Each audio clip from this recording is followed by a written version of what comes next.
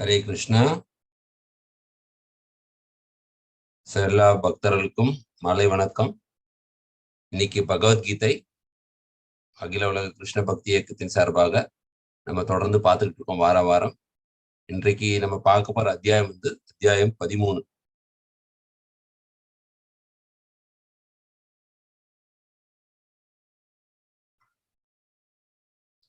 அத்தியாயம் 13 இயற்கையும் அனுபவிப்பனும் உணர்வும்.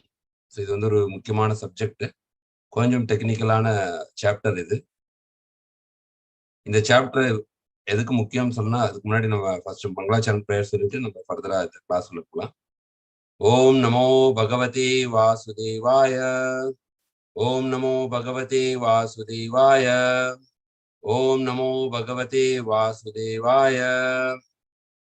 ஓம் அஜ்ஞானதிமிரந்தஸ்ய ஞானாஞ்சனசலாக்கய சக்ஷுருன்மிலிதம் येन तस्मै श्री गुरुवे नमः. श्री चैतन्य मनोभीष्टं स्थापितं येन भूतले स्वयं रूप कदा मह्यं ददाति स्वपदान्तिकं वन्देऽहं श्रीगुरु श्रीयुतपथकमलं श्रीगुरून् वैष्णवांश्च श्रीरूपं साग्रजातं सगन रघुनाथान्वितं तं सजीवं साद्वैतं सावधूतं परिजनसहितं कृष्ण चैतन्य देवं श्री राधा कृष्ण पदान् सगन ललिता श्री विशाखान्वितंश्च हे कृष्णा करुणा सिंधो दीनबंधो जगत्पते गोपेशा गोपिका कांता राधा कांता नमोस्तुते तप्त कांचन गौरांगी राधे वृंदावनेश्वरी वृषभानुसुते देवी प्रणमामि हरिप्रिये वाञ्छाकल्पतरुभ्यश्च कृपा सिन्धुभ्येव च पतितानां पावनेभ्यो वैष्णवेभ्यो नमो नमः. मुखं करोति वाचालं पंगुं लंघयति गिरिं यत्कृपातं वन्दे श्रीगुरुं दीनतारिणं परमानन्दमाधवं श्रीचैतन्येश्वरं। नमः ओं विष्णुपदाय कृष्णप्रेष्ठाय भूतले श्रीमते भक्तिवेदान्त स्वामी नित्यानामिने नमस्ते सरस्वती देवी गौरवाणी प्रचारिणे निर्विशेष शून्यवादी पाश्चात्य देशतारिणे। जय श्री कृष्ण चैतन्य प्रभु नित्यानंद श्री अद्वैत गदाधर शिवासदि गौर भक्तवृंद। हरे कृष्णा कृष्णा कृष्णा हरे हरे, हरे राम राम राम हरे हरे.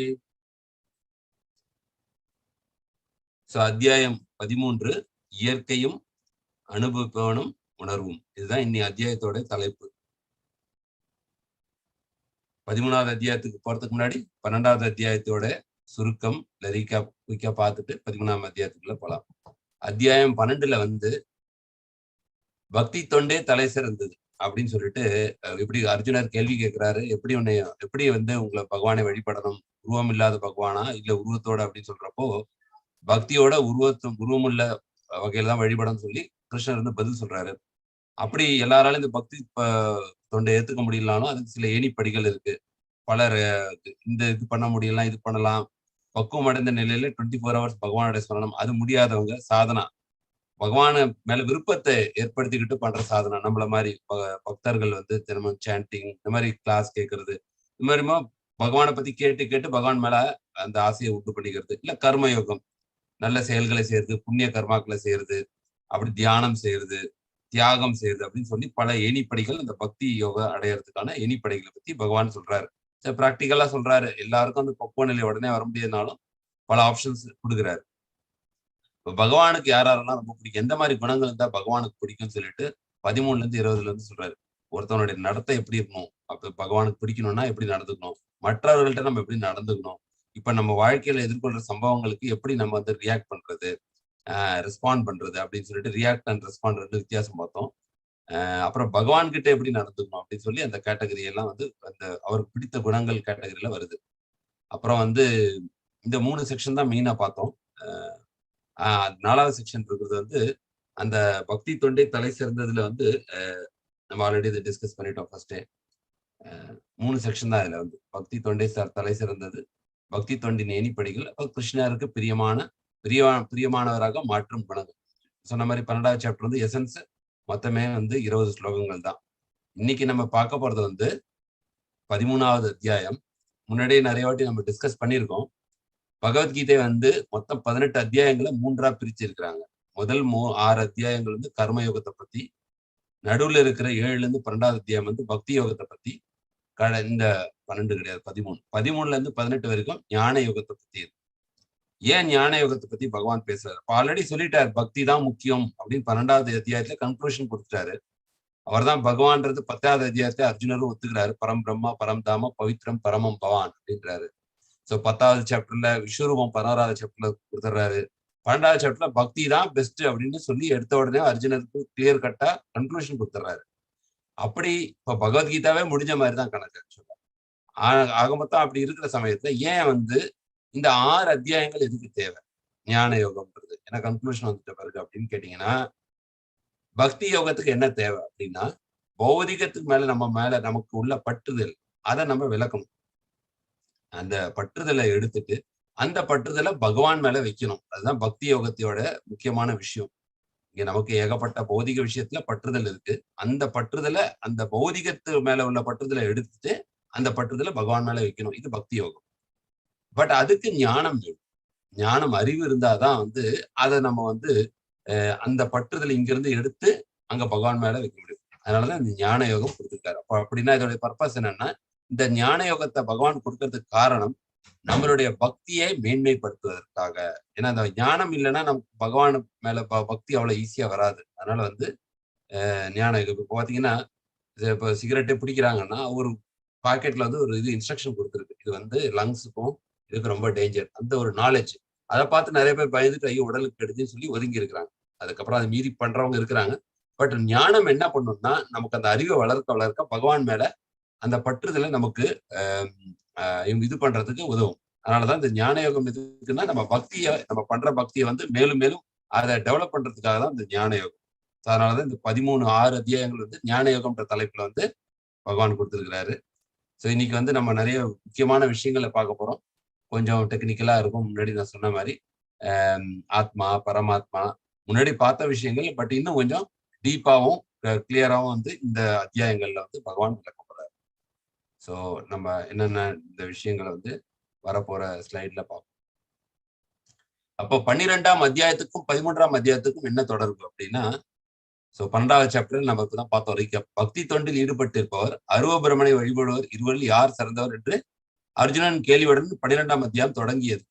தனது தனிப்பட்ட உருவத்தை வழிபடுவதே உயர்ந்தது என்பதை உறுதிப்படுத்தி பரம்பொருளின் அருவத்தன்மையை வழிபடுவோரின் பாதை துன்பங்கள் நிறைந்தது என்பதையும் ஆணித்தரமாக கிருஷ்ணர் எடுத்துரைத்தார் ஃபர்ஸ்ட்லே. மேலும் தனது பக்தி தொண்டில் ஈடுபட்டுள்ளவரை சம்சார கடலிலிருந்து விடுவிக்கும் பொறுப்பை தாமே ஏற்றுக்கொள்வதாகவும் அவரே கூறினார். மிருத்யு சம்சார, அதாவது க்ஷிப்ரம் பவதி தர்மாத்மா அப்படின்றாரு. உடனே கூடிய சீக்கிரத்துல அவங்க இந்த பிறப்பு இறப்புன்ற சுழற்சியிலிருந்து நானே விடுவிக்கின்றார். தூய பக்தியில் நிலை பெற்ற இயலாதோர் சாதன பக்தியை பயிற்சி செய்யலாம் என்றும், அதை செய்யவும் இயலாதோர் கர்மம் ஞானம் யோகம் போன்றவற்றில் ஈடுபடலாம் என்றும் கூறிய கிருஷ்ணர் தனது பக்தனின் உயரிய குணங்களை எடுத்தெடுத்து பக்தனே தனக்கு பிரியமானவன் என்று நிலைநாட்டினார். இதுதான் வந்து 12வது அத்தியாயம். அப்போ தனது பக்தர்களை தானே விடுவிப்பதாக கிருஷ்ணர் கூறினார். அவர்களை விடுவிப்பதற்காக உகந்த தத்துவ அறிவினை, இதுதான் முக்கியமான பாயிண்ட், அவர்களை விடுவிப்பதற்கு உகந்த தத்துவ அறிவினை அர்ஜுனன் வினவ அதற்கான பதிலை கிருஷ்ணர் இந்த அத்தியாயத்தில் இதை தொடர்ந்து வரும் அத்தியாயங்களையும் விளக்குகிறார். அப்ப அந்த தத்துவ அறிவை தான் இப்ப விளக்க போறார். கீதையின் முதல் 6 அத்தியாயங்கள் பக்தியை நோக்கிட்டு செல்லும் கர்மயோகம் பெரும்பாலான இடங்கள்ல விவாதிக்கப்பட்டது. கீதையின் 2வது 6 அத்தியாயங்கள் பக்தி யோகம் பூரணமாக எடுத்துரைக்கப்பட்டது. இறுதி 6 அத்தியாயங்களில் பக்தியை நோக்கிட்டு செல்லும் ஞான யோகம் விளக்கப்படுகின்றது. கர்மமும் ஞானமும் பக்தி என்றும் உன்னதமான பொக்கிஷத்தின் மேல் முடியாகவும் கீழ் முடியாகவும் இருந்து அதனை பாதுகாக்கின்றன. முன்னாடி சொன்ன ஒரு ஜுவல் பாக்ஸ்ல எப்படி மேல ஒரு கவர் கீழே ஒரு இது இருக்கும், அதுலதான் ஜுவல் இருக்கிற மாதிரி கர்மயோகம்ன்றது மேல உள்ள கீழே உள்ள கவர், ஞான யோகம்ன்றது மேல உள்ள கவர். இந்த இடப்பட்ட அந்த இதுல அந்த பொக்கிஷம் தான் பக்தி யோகம். இந்த 2 யோகமும் இது தவறு கிடையாது. இந்த 2 யோகமும் நம்மளை பக்தியை நோக்கி இட்டு சென்றால் கர்மயோகமும் ஞான யோகமும் உகந்த செயல்கள் தான். அதுதான் இதுக்குள்ள தொடர்பு. அப்போ 13ஆம் அத்தியாயம் இதோட டாபிக் இயற்கையும் அனுபவிப்பனும் உணர்வும். உணர்வுனா கான்சியஸ்னஸ், இயற்கைனா நேச்சர், அனுபவிப்பனா என்ஜாயர் புருஷா அப்படின்னு. அப்ப இந்த 13ஆம் அத்தியாயத்தில் மொத்தம் எத்தனை ஸ்லோகம் இருக்குன்னா நிறைய இல்லை, 35 ஸ்லோகங்கள். மற்ற 2வது சாப்டர்ல பாத்தீங்கன்னா 72 ஸ்லோகத்துக்கு பாதி தான். 35 ஸ்லோகங்கள் தான் 13வது சாப்டர்ல மொத்தம் இருக்கு. அதுல இந்த அத்தியாயம் எப்படி தொடங்குதுன்னு கேட்டீங்கன்னா, எடுத்த உடனே அர்ஜுனர் 12வது சாப்டர்ல எப்படி உங்களை வழிபடணும்னு கேள்வி கேட்டார். அதே மாதிரி 13வது அத்தியாயம் தொடர்ச்சிலையும் அறிவுத்திறம் வாய்ந்த கேள்விகள், ஒரு 6 கேள்விகளை வந்து கிருஷ்ணர்கிட்ட கேட்கிறாரு. அவருக்குள்ள டவுட்ஸை வந்து கேட்டுக்கிறாரு. அதுக்கான பதில்களை தான் இந்த அத்தியாயம் பூரா பகவான் விவாதிக்க போறாரு. அந்த கேள்விகள் என்னன்றதை நம்ம வரப்போற இதுல பார்ப்போம். ஞானம்னா என்ன, அதை எப்படி அடைவது? என்ன நம்ம சொன்ன மாதிரி இந்த சப்ஜெக்டே ஞான யோகத்தை பத்தி தான். நம்ம ஞானம்னா என்ன, அதை எப்படி அடைவது? ஆத்மா பரமாத்மான்ற சப்ஜெக்ட் டீப்பா இருக்கும். ஏன்னா பரமாத்மான்ற நம்ம ஆத்மான்றது தெரியும், பட் பரமாத்மாவை பத்தி நமக்கு நிறைய டீட்டெயில் தெரியாது. இந்த பரமாத்மாவை பத்தி நிறைய டீட்டெயில்ஸ் வந்து இந்த அத்தியாயத்துல கொடுக்குறாரு. அனுபவிப்பாளர்னா யார் உண்மையா என்ஜாய் பண்றாங்க அப்படின்னு, அனுபவிப்பாளர்னா அந்த என்ஜாயர், புருஷா அப்படின்றது. அந்த அனுபவிப்பாளரை பத்தி 20-26 சொல்லப்பட்டு, ஞான சக்ஷுஷு, இந்த வகையா அடைஞ்ச ஞானம் நம்ம பெற்றுக்கொண்ட பிறகு அந்த சக்ஷுஷு அது வழியா இந்த உலகத்தை பாக்குறப்ப எப்படி இருக்கும்? ஞான சக்ஷுஷுனா ஞானத்தின் மூலமாக நாம் இந்த சக்ஷுஷுனா பார்வை எப்படி பாக்குறோம்? நார்மலா நம்ம கண்ணால பாக்குறது வந்து இந்த ஞானம் பெற்ற பிறகு நம்ம பாக்குற அதே பொருள் வேற மாதிரி நம்ம எப்படி நம்ம அதை பாக்குறோம் அப்படின்றதுதான் லாஸ்ட் இறுதியில சொல்லி இந்த அத்தியாயம் முடிவு பெறுது. இப்ப அறிவுத்திறம் வாய்ந்த கேள்விகள் என்ன பண்றாரு? அர்ஜுனன் 6 கேள்விகளை கேட்கிறாரு. அதுல மெயின் எந்த சப்ஜெக்ட் பத்தி கேட்கிறாரு அப்படின்னா பாத்தீங்கன்னா, உடல், ஆத்மா, பரமாத்மா, இந்த டிஸ்டிங்ஷன், இவங்களுக்குள்ள அந்த ரிலேஷன்ஷிப் அண்ட் இன்ட்ராக்ஷன், இதெல்லாம் கேட்கிறாரு. உடல், ஆத்மா, பரமாத்மா. அப்போ முதல் ஸ்லோகம் 13வது அத்தியாயத்துல முதல் ஸ்லோகம் என்ன? அர்ஜுன உவாச்ச. முதல் ஸ்லோகத்துல பிரகிருதிம் புருஷம் செய்வ க்ஷேத்திரம் க்ஷேத்ரஜ்ஞம் ஏவச்ச. இதெல்லாம் கேள்விகள். பாத்தீங்கன்னா பிரகிருதிம் அப்படின்னா என்ன, புருஷம் செய்வ, புருஷம்னா என்ன, செய்வ, க்ஷேத்திரம்னா என்னன்னு கேட்கிற, க்ஷேத்திரம், க்ஷேத்ரஜ்ஞ ஏவச்ச, ஏகத் ஏகத் வேதித்துவம் இச்சாமி, ஞானம் ஞேயம் ச கேசவா. இது முதல் ஸ்லோகத்திலே பாத்தீங்கன்னா 6 கேள்விகள் கேட்கிறாரு. பிரகிருத்தினா என்ன, புருஷம்னா என்ன, க்ஷேத்திரம்னா என்ன, க்ஷேத்திர ஞானம் என்ன, ஞானம்னா என்ன, ஞேயம்னா என்ன, 6 கேள்விகள். இச்சாமி, இதுதான் சொல்றாரு. மொழிபெயர்ப்பு அர்ஜுனன் கூறினான், எனது அன்பு கிருஷ்ணரே, இயற்கை அப்படின்னா பிரகிருதி, பிரகிருத்தினா இயற்கை, இந்த ஜட இயற்கையை தான் நம்ம பிரகிருத்தின்னு சொல்றோம் சமஸ்கிருதத்துல. பிரகிருதி அனுபவிப்பான்னா நம்ம முன்னாடியே சொன்னோம், புருஷா அப்படின்னா, புருஷான்ற வேர்டு சப்தத்துக்கு என்ன அர்த்தம்னா அனுபவிப்பான்னா என்ஜாயர்னு அர்த்தம் இங்கிலீஷ்ல. என்ஜாயர், இயற்கை, நேச்சர். கலம், கலம்னா ஃபீல்டு, க்ஷேத்திரம், க்ஷேத்திரம்னா ஃபீல்டு. நம்ம சொல்றோம் பாத்தீங்களா, அரிசி நிலம், அந்த கலம்னா க்ஷேத்திரம், ஃபீல்டுன்னு அர்த்தம். களத்தை அறிபவன் அப்படின்னா க்ஷேத்ரஜ்ஞா அப்படின்னா க்ஷேத்திரத்தை அறிந்தவன் அப்படின்னா களத்தை அறிபவன், field, knower of the field. Field முன்னாடி இருக்கிறது கலம்னா ஃபீல்டு, களத்தை அறிவோம்னா நோயர் ஆஃப் த ஃபீல்ட். அறிவு அப்படின்னா ஞானம் இல்லைன்னா நாலேஜ். அறியப்படும் பொருள் ஞேயம், ஆப்ஜெக்ட் ஆஃப் த நாலேஜ். இப்போ பாத்தீங்கன்னா எத்தனை கரெக்டா 6 கேள்வி எழுப்பாரு. இயற்கை ஒரு கேள்வி, இயற்கைனா என்ன. 2வது புருஷன்னா என்ன, என்ஜாய். 3வது கலம் அப்படின்னா என்ன, கேத்ர. ஓகே, அது வந்து கலம், ஃபீல்டுனா என்ன. 3வது field, knower of the field. 4 களத்தை அறிபவன். அறிவுனா என்ன, knowledge. Object of the knowledge, ஞேயம், ஆகியவற்றை பற்றி நான் தெரிந்து கொள்ள விரும்புகிறேன் சொல்லி அர்ஜுனர் இந்த கேள்வியை கிருஷ்ணர்கிட்ட கேட்கிறார். இப்படிதான் இந்த சாப்டர் ஸ்டார்ட் ஆகுது. அர்ஜுனன் கிருஷ்ணரிடம் 6 கேள்வி விளக்கம் கேட்கிறான். பிரகிருதி, புருஷா, க்ஷேத்ரா, க்ஷேத்ரஜ்ஞா, ஞானம், ஞேயம். அதான் இங்க கொடுத்திருக்காங்க. அர்ஜுனனின் 6 கேள்விகள். உடல், உடலை அறிபவர், அப்படி இன்னொரு வகையில் எக்ஸ்பிளைன் பண்ணியிருக்காங்க, பெட்டர் அண்டர்ஸ்டாண்டிங். உடல், உடலை அறிபவர். ஞானம், ஞானத்தை பற்றி அறியப்படுவது. இயற்கை, அனுபவிப்பது. சோ இதுதான் வந்து இந்த கேள்விகள். உடல், ஆத்மா, பரமாத்மா. சோ உடலை ஆன்மீக முன்னேற்றத்திற்காக உபயோகிப்பது என்பது நிலத்தை மிக சிறந்த விலை உயர்ந்த பயிர்களுக்காக உபயோகிப்பது போன்றது. அப்போ அது அதிகபட்ச பலனை கொடுக்கும். அப்படின்னா என்ன அர்த்தம்? அப்படி நம்ம வந்து இப்ப இந்த சரீரம் வந்து, நம்ம இந்த உடல் வந்து என்ன பண்றோம்னா மெயினா நம்ம பௌதிக விஷயங்களுக்கு யூஸ் பண்றோம். பட் ஆன்மீக விஷயத்துக்கு யூஸ் பண்றது அதோட ப்ராப்பர் யூட்டிலிட்டி. உதாரணத்துக்கு நம்ம கிட்ட ஒரு காஸ்ட்லியான கார், ஒரு பென்ஸ் கார் இருக்குன்னு வச்சுக்கோங்க. இப்ப அந்த கார் என்ன பண்றோம், நிலத்தை உழுறதுக்காக அதுக்கு பின்னாடி இந்த இதை கட்டி நம்ம அந்த நிலத்தை உழுறதுக்கு யூஸ் பண்றோம். அப்படின்னா என்ன ஆகும், அதுல 3 விஷயம் நடக்கும். காரும் டேமேஜ் ஆயிடும், அதை யூஸ் பண்ற அவரும் வந்து ஃப்ரஸ்ட்ரேட் ஆயிடுவார். ஏன்னா அவரால் ஒன்றும் பண்ண முடியல அதை வச்சு. காரும் டேமேஜ் ஆயிடும், அதே மாதிரி நிலத்தையும் உழுவ முடியாது.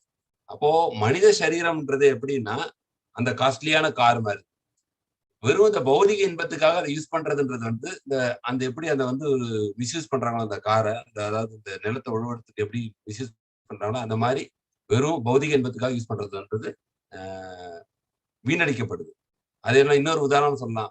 ஒரு விலை உயர்ந்த சந்தனக்கட்டை இருக்கு. நம்ம வந்து ஒரு அடுப்பு எரிக்கிறதுக்கு ஒரு விறகு வேணும்னு வச்சுக்கோங்க. அதுக்கு போய் நம்ம அந்த சந்தனக்கட்டை யூஸ் பண்ணோம்னு வச்சுக்கோங்க. அது ஒரு முட்டாள்தனமான விஷயம். ஏன்னா சந்தனக்கட்டை வந்து அதுக்கான பயன்பாடு கிடையாது. இந்த மாதிரி இந்த உடல் வந்து நம்ம மெயினா எதுக்கு பயன்படுத்தணும் அப்படின்னு கேட்டீங்கன்னா, ஆன்மீக முன்னேற்றத்துக்கு தான் பயன்படுத்தணும். இதுதான் பகவத்கீதையோட இன்ஸ்ட்ரக்ஷன் வந்து ஆன்மீக முன்னேற்றத்துக்கு. நமக்கு உடலுக்கு தேவையான பௌதிக விஷயங்களுக்கு, ஆரோக்கியத்துக்கு தேவையானதை வந்து அவங்க வந்து வேணாம்னு சொல்லல. பகவான் வேணாம்னு சொல்லல. பட் ஆனா சாஸ்திரத்துல என்ன சொல்லப்பட்டிருக்குன்னா, இந்த உடலை வந்து இந்த மனித சரீரம்ன்றது மிருக சரீரத்துக்கும் மனித சரீரத்துக்கும் உள்ள வித்தியாசம்.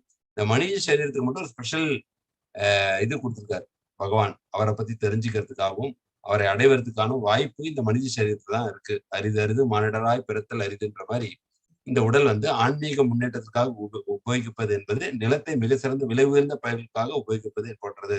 அது அதிகபட்ச பலனை கொடுக்கும். சோ அது வந்து நம்ம வாழ்க்கைக்கான பாடம். இப்ப இது போறதுக்கு முன்னாடி அந்த கஷேத்திரஜா அதெல்லாம் வந்து ஜஸ்ட் ஷார்ட்டா பார்த்துடலாம்.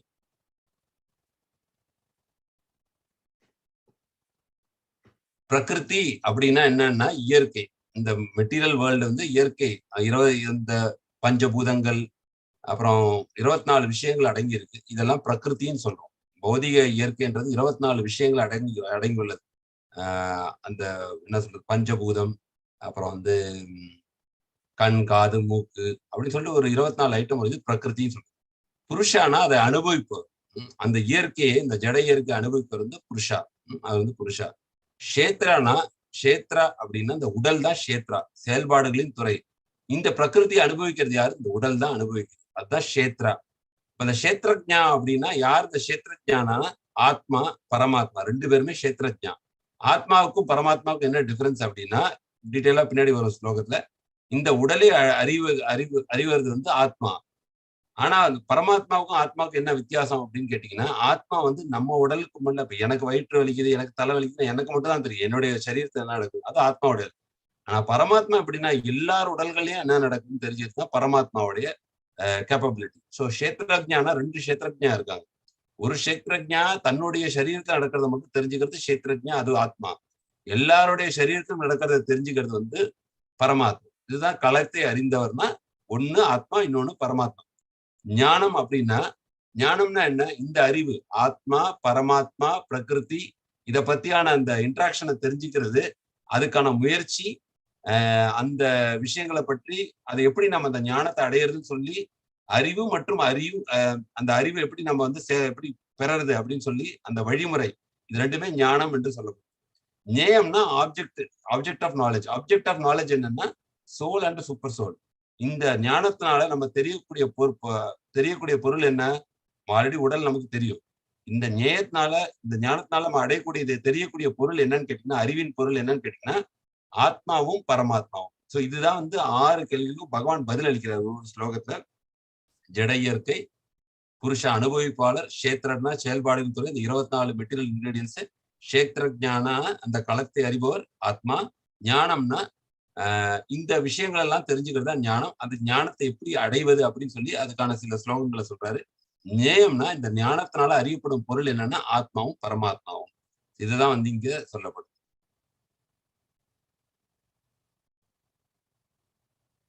ஒரு உதாரணத்துக்கு இங்க ஒரு உதாரணம் கொடுத்துருக்காங்க. வீடுன்றது நம்ம சரீரம் மாதிரி. வீட்டின் சொந்தக்காரர் யாரு? பரமாத்மா தான் வீட்டின் சொந்தக்காரர். நம்மளாம் வீடு வாடகைக்கு எடுப்போம். அப்ப வீடுன்னு ஒண்ணு இருக்கும், பிளாட் ஒண்ணு இருக்கும். வீட்டோடைய சொந்தக்காரரும் ஒருத்தர் கண்டிப்பா இருப்பாரு. அது பரமாத்மா. நம்ம இந்த ஆத்மான்றது வாடகைக்கு குடியிருப்பவர். இது ஒரு அனலாஜி மாதிரி கொடுத்திருக்காங்க. வாடகைக்கு குடியிருப்பவர்னா என்ன அர்த்தம்? இப்போ அந்த வாடகை குடியிருப்பவர் வந்து வீடை மாத்திட்டு போறாருன்னு வச்சுக்கோங்க. சப்போஸ் வீட்டை காலி பண்ணிட்டு போறாருன்னா என்ன அர்த்தம்? அவர் வந்து இன்னொரு வீட்டுக்கு போறாருன்னு அர்த்தம். அவர் வந்து அந்த மாதிரிதான் இந்த வீட்டை காலி பண்ணிட்டு அப்பதான் இந்த ஆத்மா இந்த உடலை விட்டு போறப்ப இன்னொரு உடலை எடுக்க போகுதுன்றதும் அர்த்தம் நம்ம புரிஞ்சுக்கணும். சோ இந்த வீடுன்றது வந்து உதாரணத்துக்கு இந்த வீடுன்றது இந்த சரீரம். இந்த வீட்டுடைய சொந்தக்காரர் அப்படின்னா அந்த வீட்டோட சொந்தக்காரர் படி தான் அவர் சொல்ற ரூல்ஸ் அண்ட் ரெகுலேஷன்ஸ் படி தான் நம்ம இந்த வீட்டுல இருக்க முடியும். அதுதான் பரமாத்மா. அந்த வாடகை குடியிருப்பவர் தான் வந்து ஆத்மா. தற்காலிகமா 20, 60 வருஷமோ 70 வருஷமோ 80 வருஷமோ நம்ம கர்ம வினைப்படி இந்த சரீரத்துல இந்த ஆத்மா அந்த வீடுக்குள்ள இருக்குது. ஸோ அதுதான் வந்து டிஃபரன்ஸ். இப்ப ஆத்மாவுக்கும் பரமாத்மாவுக்கும் வித்தியாசம் என்ன? இப்போ வந்து இங்கதான் வந்து ஒரு முக்கியமான விஷயம் இருக்கு. என்ன விஷயம் அப்படின்னு கேட்டீங்கன்னா, நம்ம முன்னாடியே பார்த்தோம். முன்னாடி 12வது சாப்டர்லயே பார்த்தோம். உருவம் இல்லாம வழிபடுறவங்க அருவவாதி. அவங்க என்ன சொல்லுவாங்கன்னா, ஆத்மாவும் பரமாத்மா வெவ்வேறு இல்லை, எல்லாம் ஒண்ணுதான் அப்படின்வாங்க. அத்வைத்தம் அப்படின்னா, அத்வைத்தம்னா எல்லாம் ஒண்ணுதான். ஆத்மா பரமாத்மா டிஸ்டிங்ஷன் எல்லாம் கிடையாது, எல்லாமே ஒண்ணுதான் உள்ளுக்குள்ள. சரீரத்துள்ள ஒரே ஆத்மா அப்படின்ற மாதிரி சொல்லுவாங்க. பட் இங்க வந்து துவைத்தம் அப்படின்னா, துவைத்தம்னா 2 விஷயங்கள் இருக்கு, ஆத்மா பரமாத்மா. மத்வாச்சாரியார், ராமானுஜாச்சாரியார் அவங்க எல்லாம் வந்து பக்தி பாதையில போறவங்க எல்லாருமே இந்த இன்ஸ்ட்ரக்ஷன் கிளியரா கொடுத்துருக்காங்க. பகவத்கீதையில இந்த இன்ஸ்ட்ரக்ஷன் கிளியரா இருக்கு. ஆத்மா பரமாத்மான்னு சொல்லிட்டு நிறைய ஸ்லோகங்கள், எப்படி இந்த 10வது சாப்டர்ல நீங்க படிக்கிறப்ப 16வது சாப்டர்ல விஷ்ணு விஷ்ணு நிறைய வரப்போ இல்ல பரமாத்மா பத்தி நிறைய விஷயங்கள் இந்த சாப்டர்ல வரும். அப்ப இந்த ஆத்மாவுக்கும் பரமாத்மாவுக்கும் என்ன வித்தியாசம்? முன்னாடியே சொன்ன மாதிரி எல்லா உடல்களையும் அறிபவர் வந்து பரமாத்மா. ஆனா சொந்த உடலை அறிபவன் ஆத்மா. நம்ம அதாவது நமக்கு தலைவலிச்சு நமக்கு வயிறு வலிக்குது நமக்கு தெரியும். பக்கத்துல இருக்கவங்களுக்கு என்னதான் தலைவலி இருந்தாலும் இல்ல அவங்களுக்கு என்ன இதுனாலும் நமக்குனால உணர முடியாது. தெரியும் தெரியும் அவங்களுடைய ஃபீலிங்ஸ் என்ன, அவங்களுடைய எமோஷன்ஸ் என்ன, அவங்களா வெளியில சொன்னா மட்டும்தான் நமக்கு தெரியும். அவங்க சந்தோஷமா இருக்காங்களா, கவலையா இருக்கிறாங்களா அப்படின்னு. ஃபேஸ் பத்தி ஒரு சிம்டம்ஸ் வச்சு முகத்தை பார்த்து கண்டுபிடிக்கலாம். ஆனா ஆக்சுவலா அவங்களுடைய ஃபீலிங்ஸை நம்மளால உணர முடியாது. ஆனா பரமாத்மா வந்து எல்லா உடல்களையும் அறிபவர். அதுதான் டிஃபரன்ஸ். ஆத்மா வந்து தன்னுடைய உடலை மட்டும் அறியும், பரமாத்மா எல்லாருடைய உடலை பத்தியும் அறிபவர்.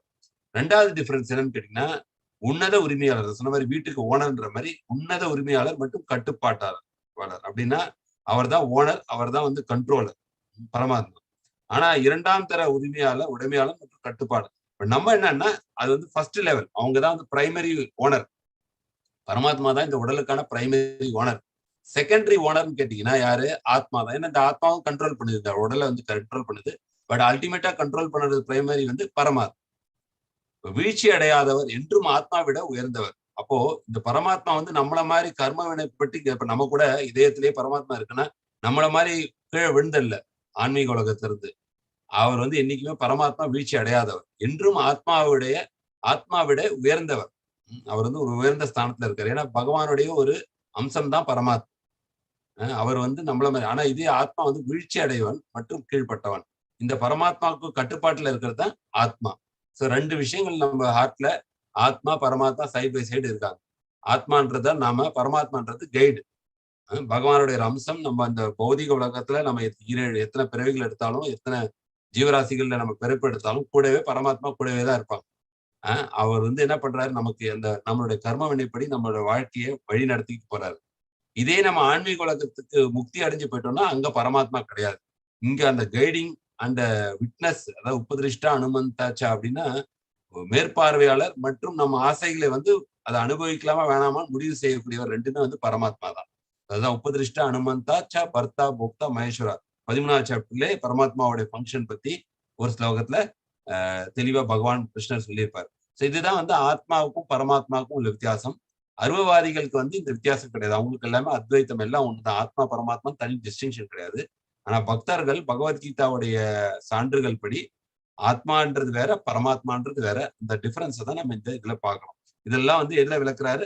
13.1 13.7 இந்த டிஃபரன்ஸ் எல்லாம் வந்து ஆத்மானா என்ன, பரமாத்மா என்ன அப்படின்றது வந்து க்ஷேத்ரஜ்ஞா அப்படின்ற அந்த டாபிக் கீழ பகவான் விளக்குறாரு. அப்ப உடல் க்ஷேத்ரஜ்ஞா அப்படின்னா ஆத்மா. தன்னுடைய உடலை மட்டும் அறியறது வந்து ஆத்மா. எல்லாரோட உடலையும் பற்றி அறிவது வந்து பரமாத்மா. இந்த 3ம் தெரிஞ்சுக்கிறது பேர் தான் ஞானம். இந்த 3 பத்திய விஷயங்களை டீட்டெயிலா எடுக்கிறது பேர் தான் ஞானம் பேர். ஸோ இது வந்து ஒரு அண்டர்ஸ்டாண்டிங். இப்ப இந்த ஞானத்தை எப்படி பெறுவது அப்படின்னு சொல்லி இப்போ இது ஞானம் சொல்லியாச்சு. இதுதான் எப்படி, உடல்னு ஒண்ணு இருக்கு, ஆத்மான்னு ஒண்ணு இருக்கு, ஆத்மா கூட பரமாத்மான்னு இருக்கு. இந்த ஞானத்தை நாம் எப்படி பெறுவது? இப்ப நீங்க இந்த ஸ்லைட்ல பாத்தீங்கன்னா தெரியும், பிரபுபாதுடைய குரு உட்கார்ந்துருக்காரு, பக்தி சித்தாந்த சரஸ்வதி தாக்கூர். பிரபுபாதா பாத்தீங்கன்னா இங்க ரைட் சைட்ல உட்கார்ந்துருக்காரு, வெள்ளை ஷர்ட் போட்டுக்கிட்டு இங்க உட்கார்ந்துருக்காரு, கேட்கிற. இது வந்து தன்னை உணர்ந்த ஆத்மாக்கள், அதாவது ஆன்மீக பாதையில அதற்கு அந்த முதிர்ச்சி அடைஞ்சவர்கள், அவர்கள்ட்ட இருந்து நம்ம அந்த ஞானத்தை பெறுறது. அதுக்கு சில தகுதிகள் வேணும். யாருக்குமே நாலேஜ் அப்படியே கிடைக்காது. ஆன்மீக அறிவுன்றது சில தகுதிகள் வேணும். அந்த தகுதிகள்லாம் எங்க சொல்லப்பட்டிருக்குன்னு கேட்டீங்கன்னா, 8வது ஸ்லோகத்துல வந்து ரொம்ப தெளிவா சொல்றாரு. அமானித்துவம் அதம்பித்துவம். இதுல இந்த ஞானத்தை பெறது எப்படின்னா இந்த குவாலிட்டிஸ் எல்லாம் இருந்தாதான் ஞானத்தை பெற முடியும். அமானித்துவம் அதம்பித்துவம், அஹிம்சா சாந்தி ராஜவம், ஆச்சாரியோபாசனம் சௌச்சம், ஸ்தைரியம் ஆத்ம வினிகிரகா, இந்திரியார்த்தேசு வைராகியம் அனஹங்கார ஏவச்ச, ஜன்ம மிருத்து ஜராவியாதி துக்க தோஷானு தர்சனம், அசக்திரனபீக்ஷங்க புத்திரதார கிரகாதேஷு நித்தியம் ச சமச்சித்தத்துவம் இஷ்டானி பக்திஷு மயி சானன்ய யோகேன பக்திர் அவிச்சாரிணி விவிக்த தேச சேவித்துவம் ஆரதி ஜன சம்சதி அத்தியாத்ம ஞான நித்தியத்துவம் தத்துவ ஞானார்த்த தர்சனம் ஏத்தத் ஞானம் இது புரோக்தம் அஜ்ஞானம் எத் அதோ அன்யதா. இந்த டிரான்ஸ்லேஷன் நீங்க கேட்டிருப்பீங்கன்னு நினைக்கிறேன். 13.8 இருந்து 12 4 ஸ்லோகங்கள்ல இந்த ஞானத்தை எப்படி பெறுவது அப்படின்னு சொல்லி விளக்கமா சொல்றாரு. முதல்ல வந்து தன்னடக்கம் வேணும், humility, non violence, tolerance, simplicity, எளிமை, இதெல்லாம் இந்த குணங்கள்லாம் இருந்தாதான் இந்த ஞானத்தை நம்ம எளிதில் பெற முடியும். அதாவது நான் பௌதிக உலகத்துல நம்மளுடைய கேப்பபிலிட்டிக்கு என்ன வேணும், நமக்கு நல்ல கேலிபர் இருந்தால் நம்ம முன்னேற முடியும். ஆன்மீகத்துக்கு பெறறதுக்கு நமக்கு நல்ல குணங்கள் இருக்கு. அதனாலதான் 12வது சாப்டர்ல சொல்ற இந்த குணங்கள் இருந்தா எனக்கு பிடிக்கும்னு சொல்லி பகவான் சொல்றாரு. இப்ப இந்த குணங்களை நம்ம வளர்த்துக்கிட்டாதான் நம்ம அந்த ஆன்மீக அறிவை பெற முடியும். இப்ப பகவத்கீதா வந்து ஒரு சேலஞ்சா நம்ம படிச்சோம்னு வச்சுக்கோம், இல்ல பகவத்தை ஒரு சேலஞ்சா நம்ம எடுத்துட்டு கேட்கிறோம்னா அந்த ஆன்மீக அறிவு நமக்கு கிடைக்காது. அது ஒரு வெறும் புத்தகமா தான் தெரியும். அதனாலதான் நிறைய பேர் பகவத்கீதா எடுத்து கூட சேலஞ்ச் பண்றாங்க. ஆனா அந்த நம்ம வந்து பகவானை பத்தி தெரிஞ்சுக்கணும், பகவான் ரொம்ப பெரியவர், நம்ம அவரை பத்தி தெரிஞ்சுக்கணும்ன்ற ஒரு ஆர்வத்தோடையும் தன்னடக்கத்தோடய அதை அப்ரோச் பண்றப்பதான் அந்த உண்மையான அந்த ஞானம் நமக்கு வந்து ஹிருதயத்திலே கிடைக்கும். நம்ம ஒண்ணு திவ்யஜான் ஹிருதய பிரகாஷித்தோன்ற மாதிரி இந்த ஞானம் உள்ளுக்குள்ளே இருக்கு. இதை நம்ம ப்ராப்பரா அப்ரோச் பண்றப்பதான் இந்த ஞானம் கிடைக்கும். அப்போ ஞானத்தை எப்படி பெறுவது? இதுல முன்னாடியே பார்த்தோம், தத்வித்தி பிரணிபாத்தேன பரிபிரஷ்னேன சேவையா. பாருங்க, கிருஷ்ணர் இருக்கார், கிருஷ்ணர் வந்து ரைட் சைட்ல போட்டோல பாத்தீங்கன்னா பிரம்மா உட்கார்ந்து இருக்கிறார். அவர்கிட்ட அந்த ஞானம் ஹிருதய பிரகாஷித்தோ, அதாவது தேனே ஹிருதய பிரம்ம ஆதி கவிய முகியந்தி சூரையா. இந்த ஹிருதயத்துலதான் பகவான் அந்த ஞானத்தை கொடுத்தாரு. அங்கிருந்து நாரதருக்கு வருது, நாரதர்ல இருந்து வியாசருக்கு வருது, அப்படியே வந்துட்டு பிரபுபாதருடைய சிஷ்யர்கள் அப்படி வருது. இது வந்து ஒரு சம்பிரதாயம். நான் சொன்ன முன்னாடி 4 சம்பிரதாயங்கள் இருக்கு. பிரம்ம சம்பிரதாயம், குமார சம்பிரதாயம், ருத்ர சம்பிரதாயம், அது மாதிரி ஸ்ரீ சம்பிரதாயம். அந்த ஞானத்தை எப்படி பெறுவதுன்னா மிக முக்கிய தகுதி என்னன்னு கேட்டா அனன்ய யோகின, இடைவிடாத கலப்படம் இல்லாத பக்தி. அதனாலதான் அந்த ஆச்சாரியர்களுக்கு அந்த மாதிரி டோட்டலா ஃபுல் டைமா அவங்க பகவான்கிட்ட டெடிகேட் ஆயிருக்கிறதுனால தான் அவங்களுக்கு தான் ஞானம் கிடைக்குது. அந்த ஞானத்தை நமக்கு கொடுக்குறாங்க. அனன்ய யோகேனா இந்த 8வது ஸ்லோகத்தை பாத்தீங்கன்னா 9வது ஸ்லோகத்தை சொல்லியிருக்காரு. அனன்ய யோகேனா அப்படின்னு சொல்றாரு. இடைவிடாத கலப்படம் இல்லாத பக்தி, இது ஒரு முக்கிய தகுதி. இன்றியமையாத தகுதி என்னன்னு கேட்டீங்கன்னா ஆச்சாரிய உபாசனம். ஆச்சாரிய உபாசனம்னா என்ன அர்த்தம்? அங்கீகரிக்கப்பட்ட ஆன்மீக குருவை ஏற்றது. அந்த ப்ராப்பரா அந்த குரு அங்கீகரிக்கப்பட்டனா அந்த சம்பிரதாயத்துல ஒரு குரு மூலமா தான் நமக்கு அந்த ஞானம் கிடைக்கும். ஏன்னா இது சொன்னா ஆன்மீகம் பௌதிகம்னாலும் சரி, ஆன்மீகம்னாலும் அந்த எக்ஸ்பர்ட் கிட்ட தான் நம்ம போய் அதை கேட்டுக்கணும். இப்ப ஆன்மீகம்னா அதுக்காக தன்னுடைய வாழ்க்கையே கொடுத்தவங்ககிட்ட போய் நம்ம கேட்டாதான் கரெக்டான நாலேஜ் கிடைக்கணும். இல்லைன்னா வெறும் பார்ட் டைமா பண்றவங்க அவங்க கிட்ட எல்லாம் போனா நமக்கு கரெக்டா கிடைக்காது. இந்த ஆச்சாரியர்கள்லாம் பாத்தீங்கன்னா ராமானுஜர் ஆகட்டும், மத்வாச்சாரியர் ஆகட்டும், பிரபுபாதர் ஆகட்டும், அவங்களாம் அவங்களுடைய வாழ்க்கையை வந்து பகவானுடைய சேவைக்காக அர்ப்பணித்தவங்க. அதனால பாத்தீங்கன்னா அவங்க மூலம் ஆச்சாரிய உபாசனம், அங்கீகரிக்கப்பட்ட ஆன்மீக குரு ஏற்ற இன்றியமையாத தகுதி. மற்ற முக்கிய தகுதிகள் என்னென்ன இந்த ஞானத்தை பெறதுக்கு? அமானித்துவம்னா பணிவு ரொம்ப முக்கியம். நிறைய வாட்டி முன்னாடி நம்ம டிஸ்கஸ் பண்ணியிருக்கோம், பணிவு எவ்வளவு அளவுக்கு முக்கியம். நமக்கு எந்த தகுதி இல்லைனாலும் பணிவோட பகவான் கிட்ட அணுகினா அவரே நமக்கு ஆன்மீக குருவை ஏற்படுத்தி கொடுப்பாரு. அவரே வந்து இந்த ஞானத்தை கொடுப்பாரு, எல்லாமே கொடுப்பாரு. அஹிம்சைனா எந்த ஜீவராசிகளுக்கும் துன்பம் கொடுக்காம இருக்கிறது, யாருக்கும் வந்து ஹிம்சை பண்ணாம இருக்கிறது அஹிம்சை. ஹிம்சானா தொந்தரவு கொடுக்குது, அஹிம்சானா ஆப்போசிட், எதுக்கும் தொந்தரவு கொடுக்காம இருக்கு. ஆத்ம வினிகிரகனா சுய கட்டுப்பாடு, செல்ஃப் கண்ட்ரோல். ஆன்மீகத்தோடைய பவுண்டேஷன் என்னன்னு கேட்டீங்கன்னா சுய கட்டுப்பாடு, செல்ஃப் கண்ட்ரோல் இல்லாம ஆன்மீகத்துல முன்னேற முடியாது. இப்ப வாழ்க்கைக்கான பாடம் என்னன்னா இலக்கை குறிவையுங்கள், முறையான பயிற்சி அளிப்பவரை பெறுங்கள், மிகுந்த பணிவுடன் கற்றுக்கொள்ளுங்கள், வெற்றி நிச்சயம். நம்மளுடைய இலக்கு என்னன்னா பகவானை பத்தி தெரிஞ்சுக்கணும், பகவான் கிட்ட திரும்பி போகணும், இதுதான் இலக்கு. அதுக்கு நம்ம சாதனை பண்ணணும், முறையான பயிற்சி அளிப்பது. இது நமக்கு ப்ராக்டிகலா ஜிம்மு போனா ஜிம் மாஸ்டர் இருக்காரு, அவர் நமக்கு சொல்லி கொடுக்குறாரு எப்படி வெயிட் எடுக்கணும் அப்படின்னு சொல்லி நம்ம பாடி கரெக்டா எப்படி ஃபிட்டா வச்சுக்கணும்னு சொல்லி கொடுக்குறாரு. ஸோ எந்த ஃபீல்டுல நீங்க போனீங்கனாலும், ஒரு வயலின் ஆகட்டும், கிட்டார் ஆகட்டும், இல்ல பரதநாட்டியம் ஆகட்டும், எல்லாத்துக்கும் ஒரு டீச்சர்னு ஒன்று இருப்பாங்க.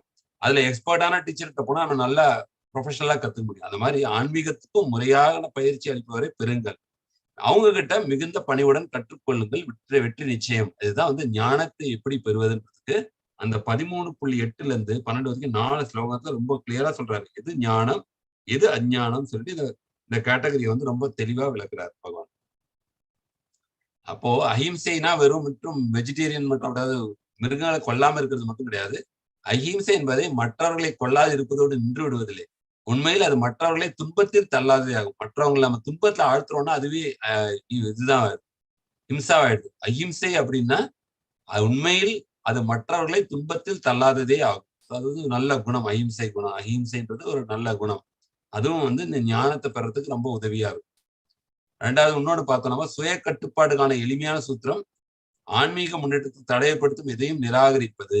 சுய கட்டுப்பாடு ரொம்ப முக்கியம் சொல்லிருக்கோம், செல்ஃப் கண்ட்ரோல். அதுக்கு எப்படி ஃபாலோ பண்றதுன்னா நம்மளுடைய ஸ்பிரிச்சுவல் லைஃப் வந்து ஏதாவது வந்து முட்டுக்கட்டையா இருக்குன்னா அது வந்து நம்ம இமிடியட்டா அதை வந்து நம்ம ரிஜெக்ட் பண்ணணும். அந்த மாதிரி விஷயங்கள் நிறைய அதுதான் வந்து செல்ஃப் கண்ட்ரோலுக்கு ஹெல்ப்ஃபுல்லா இருக்கும். ஸோ அது வந்து ஞானத்தை பெறுவது பற்றி வாழ்க்கைக்கான பாடம்.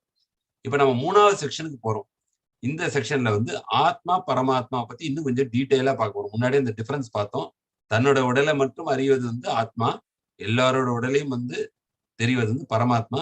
ஆத்மா வீழ்ச்சி அடைந்தது, பரமாத்மா வந்து வீழ்ச்சி அடையாது. இது வந்து பிரைமரி ஓனர், ஆத்மா வந்து செகண்டரி ஓனர், பரமாத்மா வந்து பிரைமரி ஓனர்.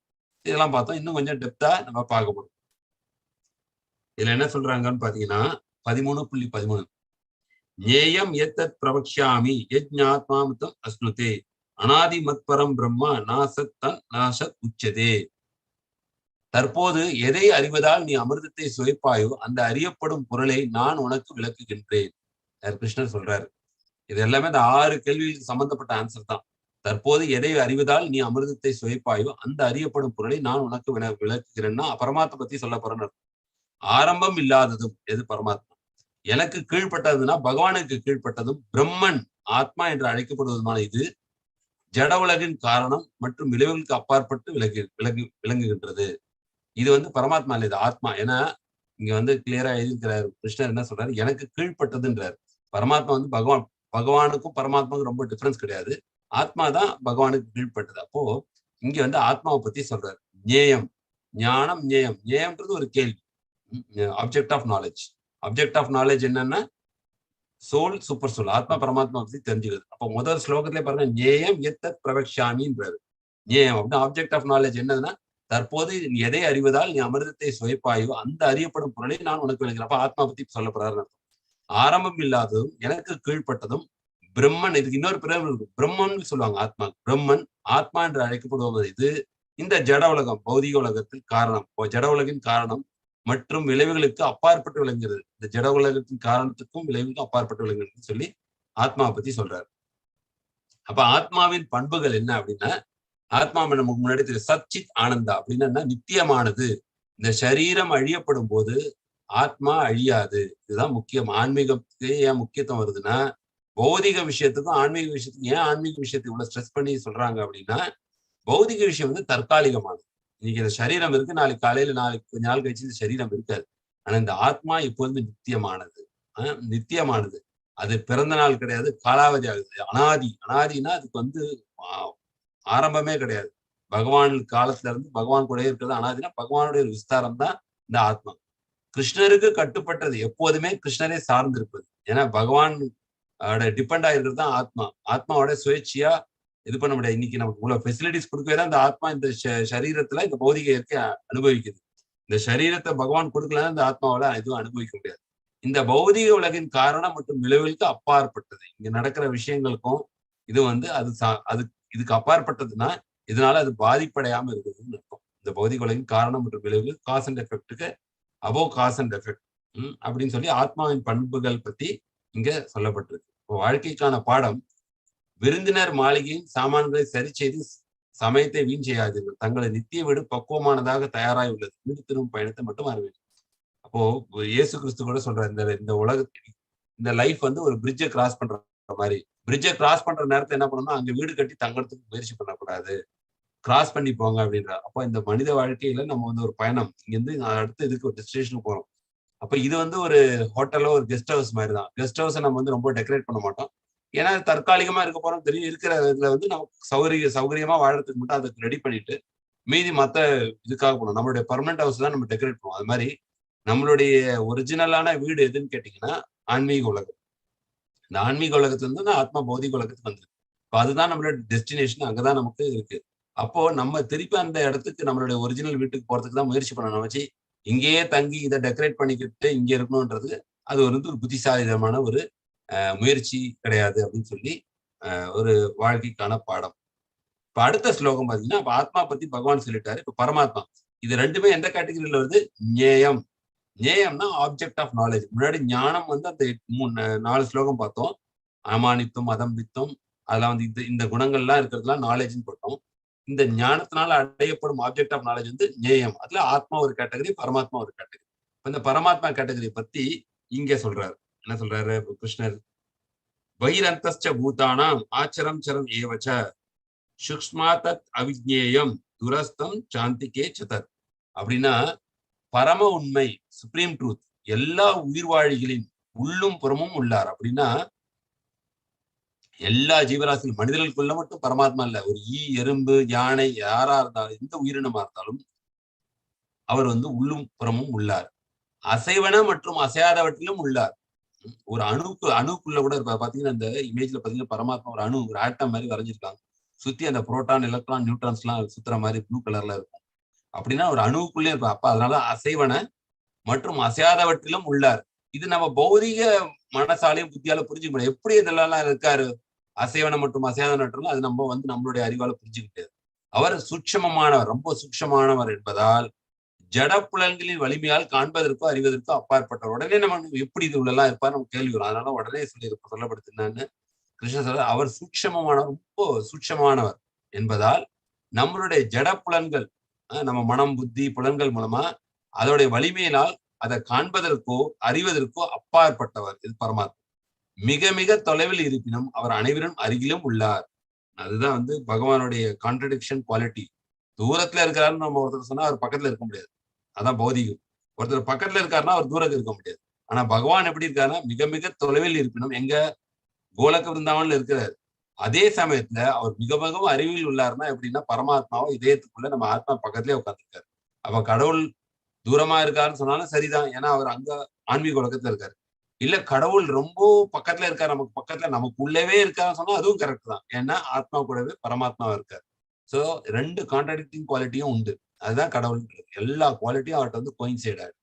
இப்போ பரம உண்மை, எல்லா உயிர் வாழ்க்கையும் உள்ளும் புறமும் உள்ளார், அசைவனம் மற்றும் அசையாதவற்றிலும் உள்ளார், அவர் சூட்சமானவர் என்பதால் ஜடப்புலனின் வலிமையால் காண்பதற்கோ அறிவதற்கோ அப்பாற்பட்டவர், மிக மிக தொலைவில் இருப்பினும் அவர் அனைவரின் அருகிலும் உள்ளார்.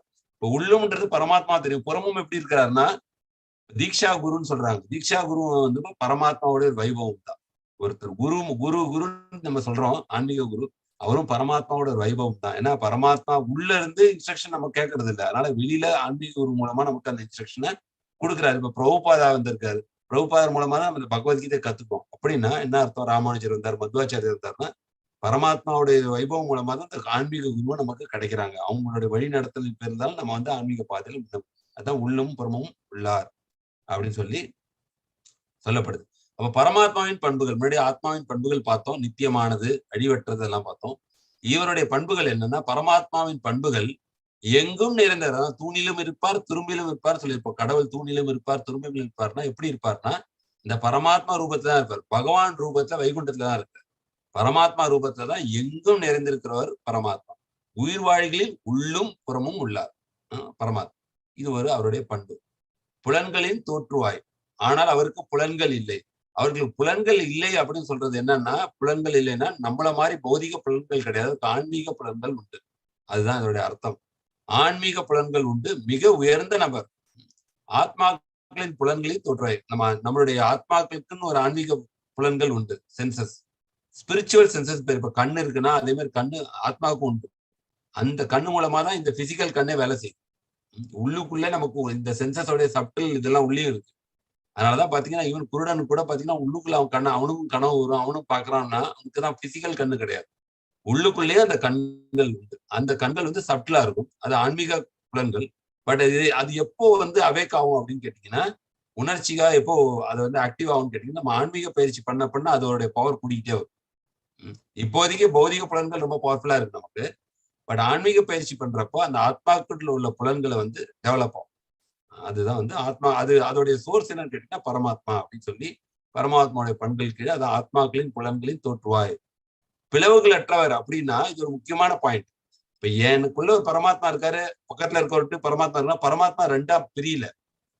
ஒருத்தர் தான் பரமாத்மா. பரமாத்மா வந்து பிரிக்க முடியாது. எப்படி பிரிக்க முடியாது? உதாரணம் எப்படி சொல்லப்படுது சாஸ்திரத்துல அப்படின்னா, ஒரு சூரியன் மேல இருக்கு, நிறைய பனித்துளிகள் இருக்கு. செடி மேலேயோ புல்கள் மேலேயோ இருக்கு. ஒரு ஒரு பனித்துளிலையும் அந்த நீர்ல பாத்தீங்கன்னா ஒரு ஒரு சூரியன் குட்டி குட்டியா தெரிவாங்க. அப்படின்னா சூரியனை வந்து இப்ப 1000 பனித்துளிகள் இருக்குன்னா 1000 சூரியன் தெரியும். ஒரு ஒரு அந்த பனித்துளிலையும் அந்த சூரியன் ரிஃப்ளெக்ட் ஆகிறார். குட்டியா ஒரு சூரியன் தெரிவார். அப்போ 1000மா சூரியன் தெரியல, அது வந்து ரிஃப்ளெக்ட் ஆகுது. அந்த மாதிரிதான் வந்து பரமாத்மா வந்து அவர் வந்து டிவைட் பண்ணல. அவர் வந்து ஆத்மா வந்து தனித்தனி ஆத்மாக்கள். ஆனா பரமாத்மா வந்து ஒரே பரமாத்மா தான். எல்லாருக்குள்ளேயும் வீட்டு இருக்கிறது அந்த ஒரே பரமாத்மா தான். பிளவுகள் அற்றவர் அப்படின்றது அவர் பரமாத்மாவின் பண்பு. அனைவரின் இதயத்திலும் வீட்டுள்ளார். சோ எல்லாருடைய இதயத்திலும் நம்மளுடைய ஆத்மா பக்கத்திலே பரமாத்மா இருக்கார். அவருடைய ஃபங்க்ஷன் என்னன்னு நான் முன்னாடி சொல்லியிருக்கேன்.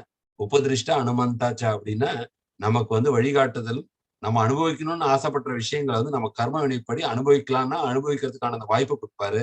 நம்ம கர்ம வினைப்படி நமக்கு அந்த எலிஜிபிலிட்டி இல்லைன்னா அது நம்ம ஆசைப்பட்டாலும் அது நடக்காது. உபதிருஷ்ட அனுமந்தாச்சா. அதே மாதிரி அனுபவிப்பாளர். இந்த உடல்ல வந்து ஆத்மா அனுபவிப்பாளர் மாதிரி பரமாத்மாவும் ஒரு அனுபவிப்பாளர். உபதிருஷ்ட அனுமந்தாச்சா பர்த்தா போக்தா. போக்தானா என்ஜாயர் மகேஸ்வரா பரமாத்மீதி சாபித்தோ தேஹஸ்மி புருஷப்பர அப்படின்னு சொல்லி 13.73 வந்து ஒரு ஸ்லோகம் இருக்காரு. படிச்சு பாத்தீங்கன்னா கூட கிளியரா தெரியும். உபதிருஷ்டா அனுமந்தாச்சா பர்த்தா போக்தா மகேஸ்வர பரமாத்மீதி சாபித்தோ தேஹஸ்மின் புருஷப்பர அப்படின்னு சொல்லி ஒரு ஸ்லோகம். இது பரமாத்மாவின் பண்புகள். அந்த ஸ்லோகம் இனிதான் வரும்னு நினைக்கிறேன். யார் ஆத்மாவையும் பரமாத்மாவையும் அறிய முடியும்? அப்போ ஆத்மா வந்து சூக்ஷமமா இருக்கு. உடல்ல தெரியல. நிறைய பேர் ஆத்மான்றது நம்புறது இல்லை. ஏன்னா அதை கண்ணால பார்க்க முடியாது இல்ல. ஆத்மாவே பார்க்க முடியலன்னா பரமாத்மா எப்படி பார்க்க முடியும்? அது இன்னும் சூக்ஷமா இருக்கும். அதனால இந்த இந்த நம்ம சொல்றோம், இந்த ஆன்மீக இன்ஸ்ட்ரக்ஷன் எல்லாம் சொல்றோம், இதெல்லாம் நம்ம வந்து உணர முடியுமா, பார்க்க முடியுமா அப்படின்னா யார் அந்த ஆத்மாவையும் பரமாத்மாவை அறிய முடியும்ன்றதுதான் இங்க சொல்றாரு.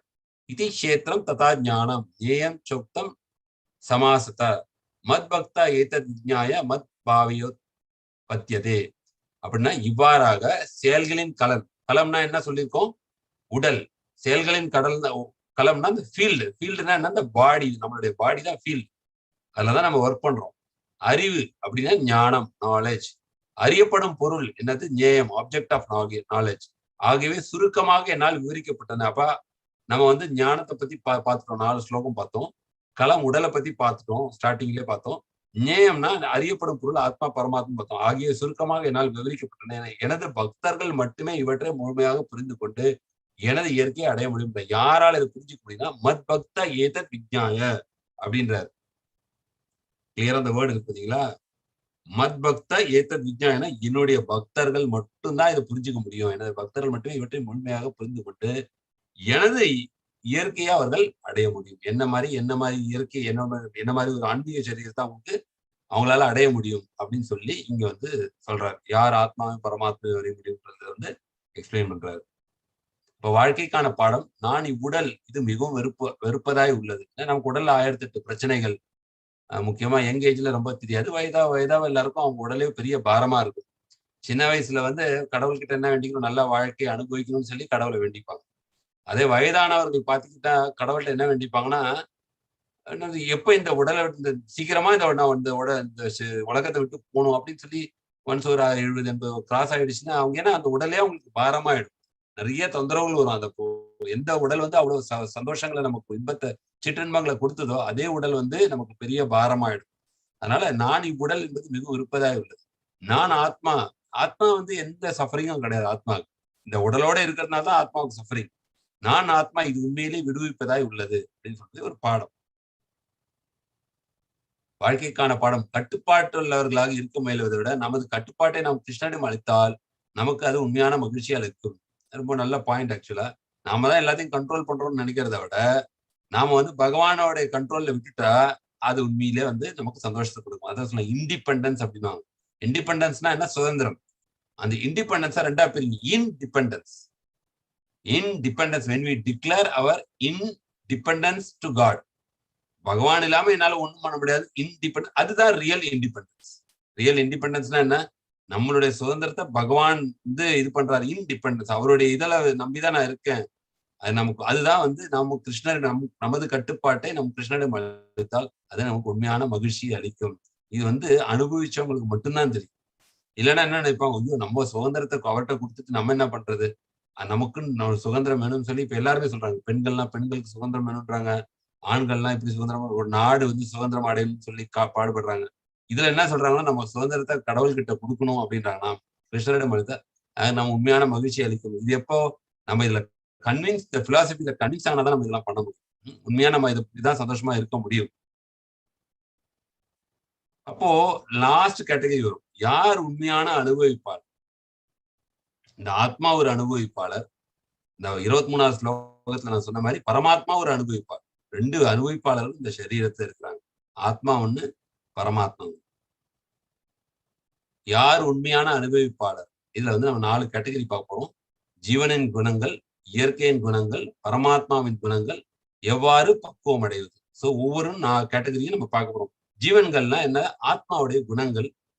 இயற்கைனா ஜட இயற்கையோட குணங்கள், இந்த பௌதிக இயற்கை, நம்ம இருக்க இந்த மெட்டீரியல் வேர்ல்டு தான் பௌதிக இயற்கை. அதோடைய குணங்கள் என்ன? பரமாத்மா நமக்குள்ள இருக்கிற பக்கத்திலே இருக்கிற அவருடைய குணங்கள் எது? எவ்வாறு பக்குவம் அடைவது. இது வந்து இந்த கேட்டகரியில பார்க்க போறோம். அப்ப ஜீவன்களின் குணங்கள் என்னன்னா, ஆரம்பமற்றது. நம்ம அப்பே பார்த்தோம், ஃபர்ஸ்டே பார்த்தோம். ஆரம்பமற்றதுன்னா இதுக்கு வந்து இந்த ஆத்மா இப்பதான் பிறந்ததுன்னு எதுவும் டேட் எல்லாம் கிடையாது. தொன்று தொட்டு அதுக்கு அந்த ட்ரேஸே பண்ண முடியாது. பௌதிக இயற்கை அனுபவிக்க நினைப்பதால் உயிர் வாழி கஷ்டப்பட வேண்டியுள்ளது. இதுதான் மெயின் பாயிண்ட். சுத்தி நம்ம அந்த பாயிண்ட் தான் வரும். பௌதிக இயற்கைனா இங்க இருக்கிற மெட்டீரியல் வேர்ல்டு. இந்த மெட்டீரியல் வேர்ல்ட இதை கண்ட்ரோல் பண்ணி என்ஜாய் பண்ணணும்னு இந்த ஆத்மா நினைக்கிறப்ப என்ன ஆகுது? அது தேவையில்லாத கஷ்டத்துல மாட்டிக்குது. என்ஜாய் பண்றன்ற இடத்துல என்ன ஆகுதுன்னா என்டாங்கிள் ஆயிடுது. இந்த ஒரு புதகுழியில ஒருத்தவங்க ஊழ்ந்துட்டா எப்படி உள்ள எடுத்துக்கிட்டே போதும், அந்த மாதிரி இந்த ஆத்மா இந்த பௌதிக இயற்கை கடவுளுடைய இன்னொரு சக்தி, கீழ்நிலை சக்தின்னு சொல்றது. கடவுளுடைய கீழ்நிலை சக்தி, ஆத்மா வந்து உயர்ந்த சக்தி. இந்த உயர்ந்த சக்தி இந்த கீழ்நிலை சக்தியை தன்னுடைய சுய இன்பத்துக்காக அனுபவிக்கணும்னு நினைக்கிறப்போ அதை அந்த மாட்டிக்குது. அந்த சிலந்தி வலையில போய் பூச்சி எப்படி மாட்டிக்குதோ அந்த மாதிரி மாட்டிக்குது. இந்த பௌதிக இயற்கையை அனுபவிக்க நினைப்பதால் உயிர் வாழி கஷ்டப்பட வேண்டியுள்ளது. அதனாலதான் நம்ம கஷ்டப்படுறோம், வேற எந்த ரீசனும் கிடையாது. பௌதிக இயற்கை இருப்பு வெறுப்புன்ற 2 இந்த டியூவாலிட்டி உண்டு. செயல் மற்றும் விருப்பத்தை பொறுத்து நம்மளுடைய செயல், அதாவது 2 விஷயம் இருக்கு. கர்மம், அப்புறம் நம்மளுடைய டிசைர். செயல் மற்றும் விருப்பத்தை பொறுத்து 84 லட்சம் ஜீவராசிகள் ஏதாவது ஒரு இடத்துல நம்ம பிறக்கிறோம்.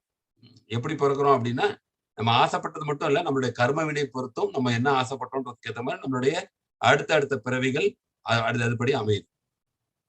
இப்ப அடுத்தது இயற்கையின் குணங்கள் என்னன்னா, அதுவும் ஆரம்பமற்றது. இயற்கையும் வந்து ஒரு டைம் பீரியட்ல வந்தது கிடையாது, அதுவும் ஆரம்பமற்றது. ஆனா இதோடைய இன்னொரு விஷயம்னா தற்காலிக தோற்றம். அப்படின்னா சிருஷ்டி பண்றப்பதான் இயற்கை மேனிஃபெஸ்ட் ஆகும். சிருஷ்டி பண்றப்ப இயற்கை வரும். ஆனா அந்த பிரளயம் வர டைம்ல இயற்கை அழிஞ்சிடும். இந்த வந்து பௌதிக உலகமே இருக்காது. இந்த 14 உலகங்களும் வந்துன்னா மகாவிஷ்ணுவோட சரீரத்துல போயிடும். அதுக்கப்புறம் இயற்கைன்றது ஒண்ணுமே இருக்காது. அப்போ தற்காலிக தோற்றம்னா என்ன அர்த்தம்னா, நித்தியமானது. ஆனா தோன்றும் அப்புறம் மறையும், தோன்றும் அப்புறம் மறையும். சிருஷ்டி அப்ப இந்த ஜட இயற்கை தோன்றும், அப்புறம் பிரளயம் அப்ப மறுபடியும் மறைஞ்சிடும். மறுபடியும் சிருஷ்டி அப்ப தோன்றும், பிரம்மாவுடைய 12 மணி நேரம் முடிஞ்ச பிறகு பிரளயம் ஆயிட்டு எல்லாம் அழிஞ்சிடும். எல்லாம் மகாவிஷ்ணுவோட சரீரத்துக்குள்ள போயிடும். மறுபடியும் மறுநாள் 12 மணி நேரம் அவருடைய இரவு. இந்த இரவு டைம்ல ஒண்ணுமே ஆக்டிவிட்டி இருக்காது. மறுபடியும் நெக்ஸ்ட் டே 12 மணி நேரம் அவர் ஸ்டார்ட் பண்றப்ப மறுபடியும் சிருஷ்டியில இந்த ஜட இயற்கை வந்து ஸ்டார்ட் ஆகும். அதுதான் வந்து இங்க தற்காலிக தோற்றம் போட்டு மாறிக்கொண்டே இருக்கும். அது நல்லாவே தெரியும். திடீர்னு வெயில், திடீர்னு இது ஒரு ஸ்டேபிளா இருக்காது. மாற்றம் ஒன்றே மாறாததுன்னு சொல்லுவாங்க. இந்த ஜட இயற்கையோட குணம் என்னன்னா, எல்லாமே மாறிக்கிட்டே இருக்கும். Permanent change is only thing permanent. மாறிக்கொண்டே இருக்கும் இயற்கை தான் இந்த இயற்கையின் குணம். இந்த இயற்கை என்ன பண்ணுதுன்னா, ஜீவனுக்கு தங்கும் இடம் அளிக்கிறது. ஜீவன் எங்க இருக்கு? இந்த ஜட இயற்கையில தான் நமக்கு ஒரு பிளேஸ், ரெசிடென்ஸ் கிடைச்சது. அப்ப அந்த ஜீவனுக்கு தங்கும் இடம் அளிக்கிறது. இதுவும் இயற்கையோட குணம்.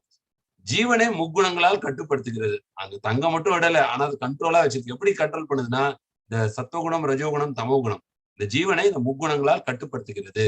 அது ஒரு முக்கியமான பாயிண்ட். இந்த முக்குணங்கள் என்ன, அது எப்படி இந்த ஜீவனை கட்டுப்படுத்துறதுன்னு சொல்லி 14வது சாப்டர் ஃபுல் சாப்டரும் ரொம்ப சயின்டிபிக்கா பகவான் வந்து விளக்கியிருப்பார். சத்துவகுணம், ரஜோகுணம், தமோகுணம், இந்த 3 குணங்களும் இந்த ஜீவாத்மாவை எப்படி கட்டுப்படுத்துகிறது, அது எப்படி அந்த முக்குணங்கள்ல இருந்து வெளியில வர்றது, அதெல்லாம் வந்து 14 சாப்டர் இயற்கையின் முக்குணங்கள்னு சொல்லி அடுத்த சாப்டர்ல இதை பத்தி டீட்டெயிலா சொல்லுவார். ஸோ இதெல்லாமே ஒரு இயற்கையின் குணங்கள். முதல்ல ஜீவாத்மாவின் குணங்கள் பார்த்துட்டோம். இப்ப இயற்கையின் குணங்கள். அடுத்தது நம்ம பார்க்க போறது வந்து அதுக்கு முன்னாடி வாழ்க்கைக்கான பாடம். மீண்டும் மீண்டும் இயற்கையை என்னை தோற்கடிக்கிறது. நான் எனது அன்பை தவறான இடத்தில் செலுத்துகிறேனோ அப்படின்னு சொல்லி ஒரு கேள்வி. ஏன்னா நம்ம ஒரு வாட்டியும் நம்ம கஷ்டப்பட்டு வாழ்க்கையை வாழ்ந்து கடைசியில் அது தோல்வியில முடியுது. ஏன்னா நம்ம எல்லாத்தையும் விட்டுட்டு தான் இறக்குறோம். மீண்டும் பிறக்கிறோம், மீண்டும் இறக்குறோம், மீண்டும் பிறக்கிறோம், மீண்டும் இறக்குறோம். இப்படி இந்த இயற்கை என்ன நம்ம தோற்கடித்துக்கிட்டே இருக்கு. அப்போ நான் பண்றதுல ஏதாவது தவறு இருக்கா அப்படின்ற ஒரு கேள்வி. நான் எனது அன்பை தவறான இடத்தில் செலுத்துகிறேனா, இந்த பௌதிக விஷயத்த என்ஜாய் பண்ணும் இந்த இடத்துல அன்பை வச்சுட்டா நம்ம அந்த மாதிரி தோற்கடிக்கப்படுவோம். நம்மளே தெரியும், சில பேர்கிட்ட நம்ம அன்பு செலுத்துவோம், கடைசியில அவங்க வந்து நம்மளே ஏமாத்திடுவோம். அப்ப அந்த அன்பை நம்ம கரெக்டான அன்பை செலுத்த முடியாம இருக்க முடியாது. அந்த அன்பை சரியான இடத்துல செலுத்தணும், பகவான் இடத்துல செலுத்தணும். இல்ல அடுத்த கேட்டகரி வந்து பரமாத்மாவின் குணங்கள். உன்னத அனுபவிப்பாளர். பார்த்தீங்களா, இந்த சரீரத்துல ஆத்மா ஒரு அனுபவிப்பாளர், செகண்டரி என்ஜாயர். பிரைமரி என்ஜாயர் யாருன்னு கேட்டீங்கன்னா பரமாத்மா தான். எல்லாருடைய சரீரத்துல அவர் தான் உன்னத அனுபவிப்பாளர். அவர் தான் பிரைமரி ஓனர், உரிமையாளர். அவர் சாட்சி. சாட்சினா என்ன அர்த்தம்? விட்னஸ். நம்ம பண்ணக்கூடிய நல்லது கெட்டது எல்லாத்தையும் அவர் தான் ரெக்கார்ட் டேட்டாபேஸ் போட்டு வச்சிருப்பார்.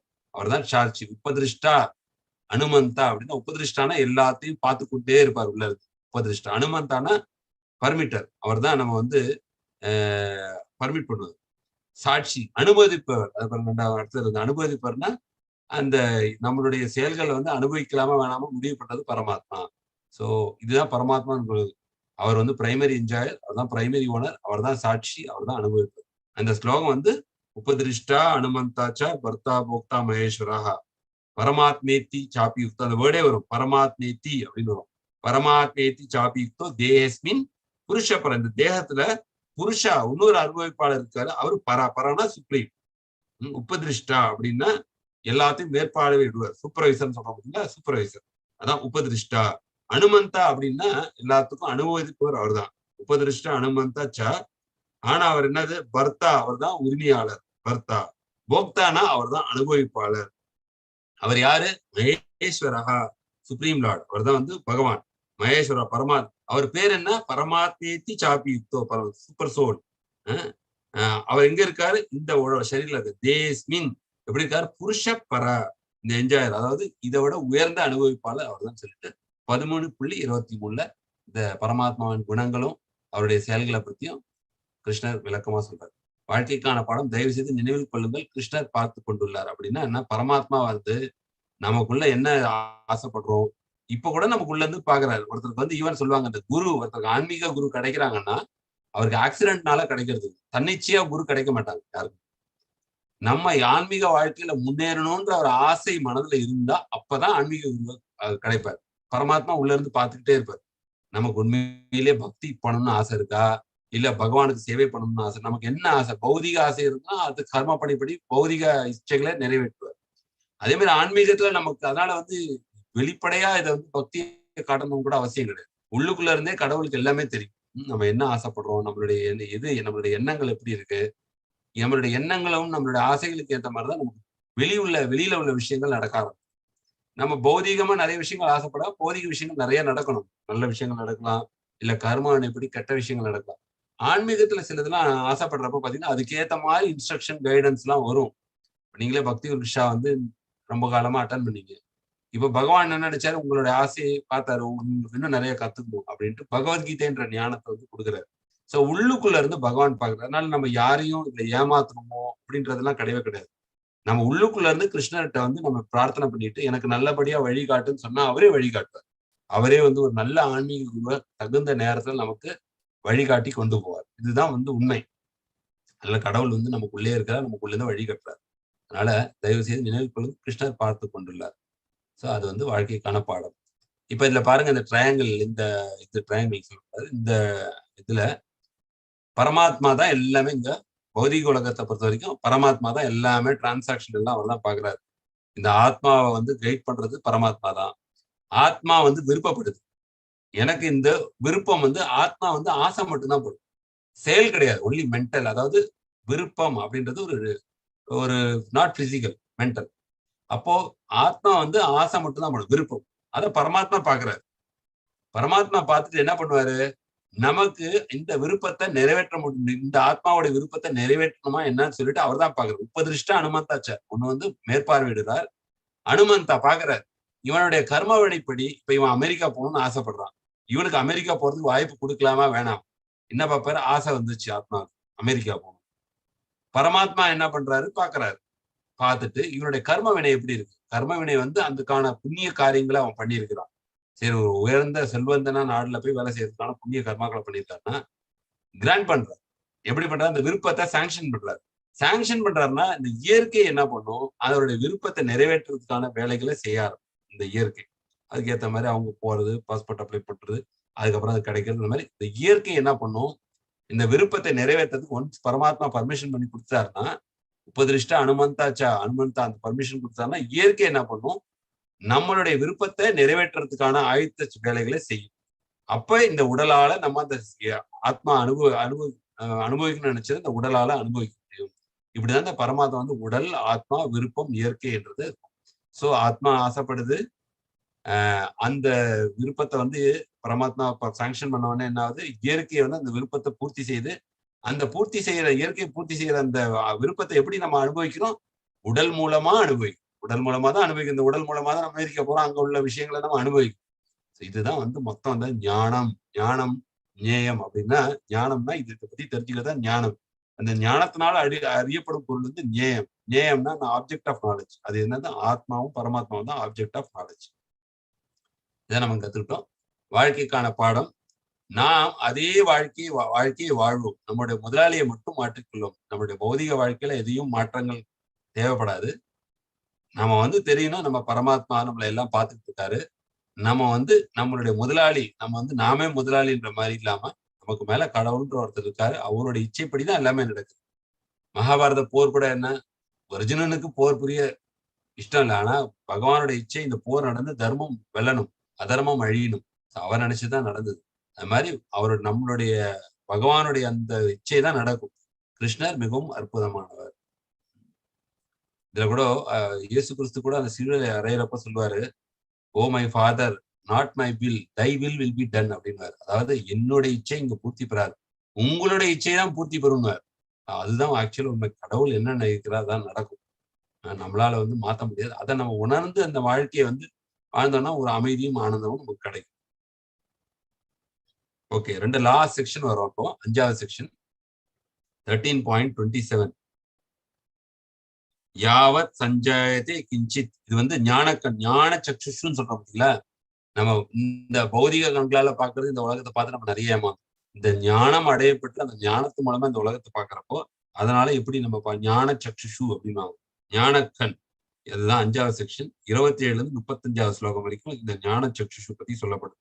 யாவாத் சஞ்சாயத்தை கிஞ்சித் சத்வம் ஸ்தாவர ஜங்கமம் க்ஷேத்ரஜ்ஞ சம்யோக தத்வித்தி பரதர்ஷவா. இங்க பூரா இந்த சாப்டர் ஃபுல்லா க்ஷேத்ரஜ்ஞா, ஞானம், ஞேயம் நிறைய வந்துகிட்டே இருக்கும் திருப்பி திருப்பி. பரதர்களின் தலைவனை அர்ஜுனரை பார்த்து கிருஷ்ணன் சொல்றாரு, அசைவன ஸ்தாவரம் சத்துவம், அசைவன மற்றும் அசையாதவை எதையெல்லாம் நீ காண்கின்றாயோ. நம்ம இங்க நிறைய பாக்குறோம். அசையாதது மலை, அசைகின்றது உயிரணு ஜீவன்கள், நிறைய அசையறது நிறைய பாக்குறோம், அசையாதது பாக்குறோம். எதையெல்லாம் நீ காண்கின்றாயோ அவையெல்லாம் செயல்களின் களமும்னா ஃபீல்டு களமும், களத்தை அறிபவனும் இணைந்து கலவே ஆகும். அப்படின்னா இந்த ஜட உலகத்துல இந்த 2 விஷயங்கள் தான் இருக்கு. எப்படின்னா செயல்களின் களமும்னா ஃபீல்டு, அது பாடி, அது ஒண்ணு. களத்தை அறிபவன்னா ஆத்மா. இந்த பௌதீகமும் ஆன்மீகமும் கலந்ததுதான் இந்த ஜட உலகம். எப்படி பௌதீகம்ன்றது பௌதிகம்ன்றது என்ன, இந்த உடல் தான் பௌதிக இயற்கையால செய்யப்பட்டது. பஞ்சபூதங்கள் பௌதிகம், அது செயல்களின் களம். களத்தை அறிவோன் யாரு, ஆத்மா. ஆத்மா பௌதிகம் கிடையாது, ஆத்மா வந்து ஆன்மீகமானது. இப்ப இதெல்லாமே நம்ம எதெல்லாம் இங்க அசைவதும் அசையாதவற்றெல்லாம் பார்க்கணும், அதெல்லாம் இதோடைய கலவை. இந்த பௌதிக சக்தியும் இந்த ஆன்மீக சக்தியும் கலந்த அறிவும் இது அணிந்த கலவையே ஆகுன்றார். இந்த உலகத்துல நடக்கிறது இல்லைன்னா ஆன்மீகமும் பௌதிகமும் கலந்துதான் இந்த ஜட உலகத்துல நடக்கிற எல்லாம் அசையத்துக்கும் அசையாதத்துக்கும் உள்ள காரணம். அதே ஆன்மீக உலகத்துல பாத்தீங்கன்னா பௌதிக சக்தி வந்து ஆன்மீக உலகத்துல கிடையாது, அங்க எல்லாமே ஆன்மீக சக்தி. இப்ப இங்க பௌதிக சக்தின்னு சொல்றோம், ஒரு டேபிள் இருக்கு, டேபிளுக்குன்னு உயிர் கிடையாது. அதுக்கு உயிர்னு கிடையாது, அதுக்கு வந்து உணர்வு கிடையாது. ஆன்மீக உலகத்துல இந்த மாதிரி டேபிள்னு கிடையாது. டேபிள் இருந்தாலும் அதுவும் ஆன்மீக வஸ்து தான். ஆன்மீக வஸ்துனா அதுக்கு உணர்வு இருக்கும். அங்க ஒரு பீக்கு எதார்த்த இருந்தா அங்க உள்ள புல்லோ என்ன இருந்தாலும் அதுக்கெல்லாம் வந்து உணர்வு உண்டு. டெட் ஆப்ஜெக்ட் எதுவுமே கிடையாது ஆன்மீக உலகம். பௌதிக உலகத்துல டெட் ஆப்ஜெக்ட்ஸ் நிறைய உண்டு. அதே மாதிரி டெட் ஆப்ஜெக்ட்னா பாடியும் சோல், ஸ்பிரிட் சோலும் கலந்த கலவையினாலதான் இந்த அசைவதும் அசையாததும் பார்க்கணும் அப்படின்னு சொல்லி இதெல்லாம் வந்து ஆப்ஜெக்ட் ஆஃப் நாலேஜ் லாஸ்ட் ஞான சக்ஷுஷு அதை வச்சு சொல்றாரு. இப்ப ஞான சக்ஷுஷு எப்படி அடைவது? இந்த ஞான சக்ஷுஷு எப்படி அடைவதுன்னா கீழ்கண்டதன் ஞானத்தை அடைவதன் மூலம் உடலின் மூலக்கூறுகள், நம்ம உடலின் மூலக்கூறுகள் என்னென்ன சொன்ன 24 மெட்டீரியல் இன்கிரீடியன்ஸ் இருக்கு. 24 அது வந்து டீட்டெயிலா இருக்கு. பஞ்சபூதங்கள், அப்புறம் அந்த பஞ்சேந்திரியங்கள், கண், காது, மூக்கு, வாய், அப்புறம் ஞானேந்திரியம் 5, கர்மேந்திரியம் 5, கை, கால், இந்த மாதிரி கர்மேந்திரியம் 5, ஞானேந்திரியம் 5, பஞ்சபூதங்கள் 5, அப்புறம் வந்து object of knowledge. Object of knowledge இல்ல, இந்த ஆப்ஜெக்ட் சென்ஸ் ஆப்ஜெக்ட்ஸ் சொல்லுவோம். அதாவது ரூபம், ரசம், கந்தம் அப்படின்னு சொல்லிட்டு அந்த செக்ஷன்லாம் இருக்கும். அது ஒரு 5, 20. அப்புறம் மனம், புத்தி, அகங்காரம் 23. இதெல்லாம் சேர்ந்து இந்த காலம்ன்ற இதோட சேர்ந்த அப்புறம் 24 மூலக்கூறுகள், இந்த உடலின் மூலக்கூறுகள். உடலுக்கும் ஆத்மாவுக்கும் வேறுபாடு என்ன அப்படின்னா, உடலுக்கும் ஆத்மாவுக்குமான வேறுபாடு என்ன நமக்கே பார்த்தோம். உடல் வந்து தற்காலிகமானது, ஆத்மா வந்து நித்தியமானது. பரமாத்மா எல்லா உயிர்வாழ்கள் இடத்துக்கும் உள்ளதை பார்க்கும் பரந்த பார்வை. பரமாத்மா இந்த என்ன பண்ணும், எல்லா உயிர்வாழ்கள் இடத்தும் உள்ளதை பார்க்கும் பரந்த பார்வை. மனம் புலன்களை கட்டுப்படுத்துது. மெயினா நம்ம சொன்னது ஆன்மீகத்துல வந்து மனமும் புலன்களும் வந்து எப்போதுமே கட்டுப்பாட்டுல இருக்கும். அப்பதான் இந்த ஞான சக்ஷுவை பெற முடியும். பௌதிகத்துல இந்த தேவையில்லை. பௌதிகத்துல வந்து நீங்க மனமும் புலன்களை கட்டுப்படுத்தணுமோ இல்லையன்றது முக்கியம் இல்லை. பட் ஆன்மீகத்துல இது ரெண்டுமே ரொம்ப முக்கியம். அப்பதான் ஆன்மீக முன்னேற்றம் கிடைக்கும். அந்த மனதை கட்டுப்படுத்துறது தான் ஹரே கிருஷ்ண மகாமந்திரம் சாண்டிங் பண்ணுவோம். புலன்களை கட்டுப்படுத்துறது தான் அந்த 4 ரெகுலேட்டிவ் பிரின்சிபிள்ஸ் ஃபாலோ பண்றோம். அது ரெண்டும் பண்ண படிப்படியா நமக்கு ஆன்மீகத்துல முன்னேற முடியும். சிம்பிளான ப்ராசஸ் தான். இதெல்லாம் ரொம்ப டெக்னிக்கலா இருக்கும். அந்த டெக்னிக்கலா எப்படி நம்ம இம்ப்ளிமெண்ட் பண்ணலாம்னு பார்த்தா நமக்கு குழப்பம் வந்துடும். அந்த குழப்பம் இல்லாம இருக்குதான் ஆச்சாரியர்கள் எளிதா அந்த ப்ராசஸை கொடுத்துருக்காங்க. மனதை கட்டுப்படுத்துறதுக்கு மகாமந்திரம், புலன்களை கட்டுப்படுத்துறதுக்கு அந்த 4 ரெகுலேட்டிவ் பிரின்சிபிள்ஸ். ஸோ இதெல்லாம் நம்ம தெரிஞ்சுக்கிறது தான் ஞான சக்ஷுஷு. இந்த மாதிரி ஆத்மாக்கள் தான் அமைதியாகவும் இந்த உலகத்தை வந்து ஞான சக்ஷுஷுல வந்து ரொம்ப பார்க்க முடியும். அது ரொம்ப முக்கியமான பாயிண்ட். மனம் புலன்களை கட்டுப்படுத்துதல் எளிமையான வழியில் பகவான் சேவையில் ஈடுபடுத்துவது. அப்ப நம்ம எல்லாம் பார்ப்போம், இதெல்லாம் கடினமான விஷயம்தான். புலன்களை கட்டுப்படுத்துறது அவ்வளவு ஈஸியான விஷயம் இல்லை. அதுவும் முக்கியமா 50 வருஷத்துக்கு முன்னாடி கூட நம்ம புலன்களை ஈஸியா கட்டுப்படுத்திருக்கலாம். ஏன்னா அவ்வளவு டிஸ்ட்ராக்ஷன் கிடையாது நமக்கு. நம்மளாம் சின்ன வயசுல இருந்த காலத்துல இவ்வளவு டிஸ்ட்ராக்ஷன் கிடையாது. பட் இன்றைய காலகட்டத்துல பாத்தீங்கன்னா இவ்வளவு டெக்னாலஜி வளர்ந்த பிறகு பாத்தீங்கன்னா ஏகப்பட்ட டிஸ்ட்ராக்ஷன். தெருவுல ஒரு இடத்துலயும் பாத்தீங்கன்னா அவ்வளவு என்டர்டைன்மெண்ட், ஹோட்டல், அது இது பார்க், நிறைய விஷயங்கள் இருக்கு. அப்போ அந்த மாதிரி ரொம்ப டிஸ்டர்ப்டா எப்போதும் மனது இருக்கிறப்போ எப்படி புலன்களை கட்டுப்படுத்தும்? பெரிய சேலஞ்சு தான் கலியுகத்துல. அப்போ அது எளிமையான வழியில் பகவானின் சேவை ஈடுபடுத்தா மட்டும்தான் அந்த புலன்களை கட்டுப்படுத்தும், இல்லைன்னா கட்டுப்படுத்த முடியாது. அப்போ இந்த புலன்கள் எல்லாம் எப்படி கம்பேர் பண்றாங்கன்னா, விஷ பாம்புக்கு பாத்தீங்கன்னா விஷம் இருக்கும் பல்ல, அந்த இதுல அது என்ன, அது இந்த புலன்களும் அந்த மாதிரிதான் விஷமுள்ள பாம்பு போலதான் சமம். அது நம்மளையே பாதிக்கும். ஆனா இது பகவானுடைய சேவையில ஈடுபடுத்தினா என்ன ஆகும்னா, அந்த பாம்புல விஷத்தை நீங்க எடுத்துட்டீங்க, அந்த பாம்புனால பயப்படணும்னு அவசியமே கிடையாது. பாம்பு அப்பயும் பாம்பு இருக்கும். ஆனா என்ன பண்றாங்க, இந்த ஸ்னேக் பார்க்ல எல்லாம் பொணியத்துல இந்த விஷத்தை எடுத்துருவாங்க. எடுத்துட்டா அந்த பாம்பு கூட விளையாடலாம், என்ன ஒண்ணும் பண்ணலாம், ஒண்ணுமே பண்ணாது. பயமும் கிடையாது நமக்கு. ஏன்னா அது விஷம் கொத்தாதுன்றப்ப நமக்கு பயம் இல்லை. அந்த மாதிரி அதே புலன்கள் நமக்கு இருக்கும். பகவானுடைய சேவையில ஈடுபடுத்துறப்ப என்ன ஆகும்னா அந்த விஷம் தன்மை போயிடுது. அதுக்குதான் இந்த ஒரு உதாரணம். இது வந்து பாத்தீங்கன்னா ஸ்ரீரங்கத்தில் நடந்த ஒரு உண்மையான சம்பவம். வில்லிதாசன் ஒருத்தர், ராமானுஜர் வில்லிதாசன், இது வந்து ராமானுஜர் போறாரு அந்த பக்கம். வில்லிதாசன்றவர் வந்து பெரிய மல்யுத்த வீரர். உண்மையா நடந்த சம்பவம் ராமானுஜர் இந்த காலகட்டங்கள்ல. வில்லிதாசர் வந்து மல்யுத்த வீரர். அவர் என்ன பண்றாரு, இந்த பொன்னாச்சின்றவங்க வந்து ரொம்ப அழகா இருப்பாங்க. முக்கியம் அவங்க கண்கள் ரொம்ப ரொம்ப அழகா இருக்கும். இல்ல அவங்க வந்து 2 பேரும் வந்து திருமணம் செஞ்சுக்கிறாங்க. இவர் வில்லிதாசர் என்ன பண்றாரு, அவங்களுடைய அழகுல ரொம்ப மெய்மறந்துறாரு. அவர் வந்து அவர் கண்ணை வந்து அவங்க கண்ணுல இருந்து எடுக்கவே முடியுது. ஆனா எப்ப அவங்க வெளியில போனாலும் கூடவே போற கண்களை பார்த்துக்கிட்டே போவார். ஒரு நாள் அவங்க ஸ்ரீரங்கத்துல ஒரு உற்சவம் நடக்குது, பகவானுடைய உற்சவம், ரங்கநாதருடைய உற்சவம் நடக்கிறப்போ அவருடைய மனைவி விருப்பம் தெரிவிக்கிறாங்க. நான் வந்து ரங்கநாதர் உற்சவத்துக்கு போனோம்னே அவர் ரொம்ப சந்தோஷமா கூட்டு போறாரு அவரோட மனைவியை. கூப்பிட்டுட்டு போறப்ப பாத்தீங்கன்னா அவர் வந்து அவருடைய மனைவிக்கு எந்த ஒரு இதுவும் எல்லாம் கஷ்டப்படக்கூடாதுன்னு சொல்லிட்டு ஒரு கொடையை பிடிச்சிக்கிறாரு. அவங்க ஃபார்வர்ட்ல நடந்து வராங்க. இவர் பின்னாடி திரும்பி என்ன பண்றாங்க, அவங்களுடைய கண்களை பார்த்துட்டு ரிவர்ஸ் நடந்துட்டே போறாரு. அப்ப ஊர்ல உள்ள மக்கள் எல்லாம் கேலி பண்றாங்க. என்ன இவ்வளவு வந்து ஒரு இதுவா இருக்காரு இவரு. பப்ளிக் பிளேஸ்ல ஒரு மேனரிசம் ஒண்ணு ஃபாலோ பண்ணணும். அது கூட பார்க்காம இப்படி ஒரு பெண்ண அவரோட ஒய்ஃப் இப்படி ரசிச்சுக்கிட்டு ரோட்ல கூட இப்படி போறாரு. அதுவும் ரிவர்ஸ்ல போறாரு. அவங்க ஃபார்வர்ட்ல போறாங்க. அவங்க மனைவி அதை பெரிதுபடுத்தல. அதான் கணவர் நம்ம மேல இவ்வளவு இதுவா இருக்காருன்னு சொல்லி அவங்க அதை சிரிச்சுக்கிட்டே கம்முனு போறாங்க. இவர் அப்படியே பார்த்துக்கிட்டே அந்த கண்களை பார்த்துக்கிட்டே இப்படி போறாரு. அப்ப ராமானுஜர் அந்த பக்கமா போறப்போ ராமானுஜருக்கு ஒரு அதிர்ச்சி. என்னடா அது அவங்க முன்னாடி இருக்கிறாங்க, இவருடைய ரிவர்ஸ்ல போறாங்க. அப்புறம் சிஷ்யர்ல கேட்கறாங்க, என்ன என்ன நடக்குதுங்க அப்படின்னு கேட்கிறப்போ, இவர் தான் வில்லிதாசன். அவரோட அவருடைய மனைவியோட அழகுல மெய்மறந்து அவர் இப்படி போறார். அவரோட கண்கள் அவ்வளவு அழகா இருக்கு. அதனால அப்படி அவர் போறாருன்னு ராமானுஜர் நினைக்கிறாரு.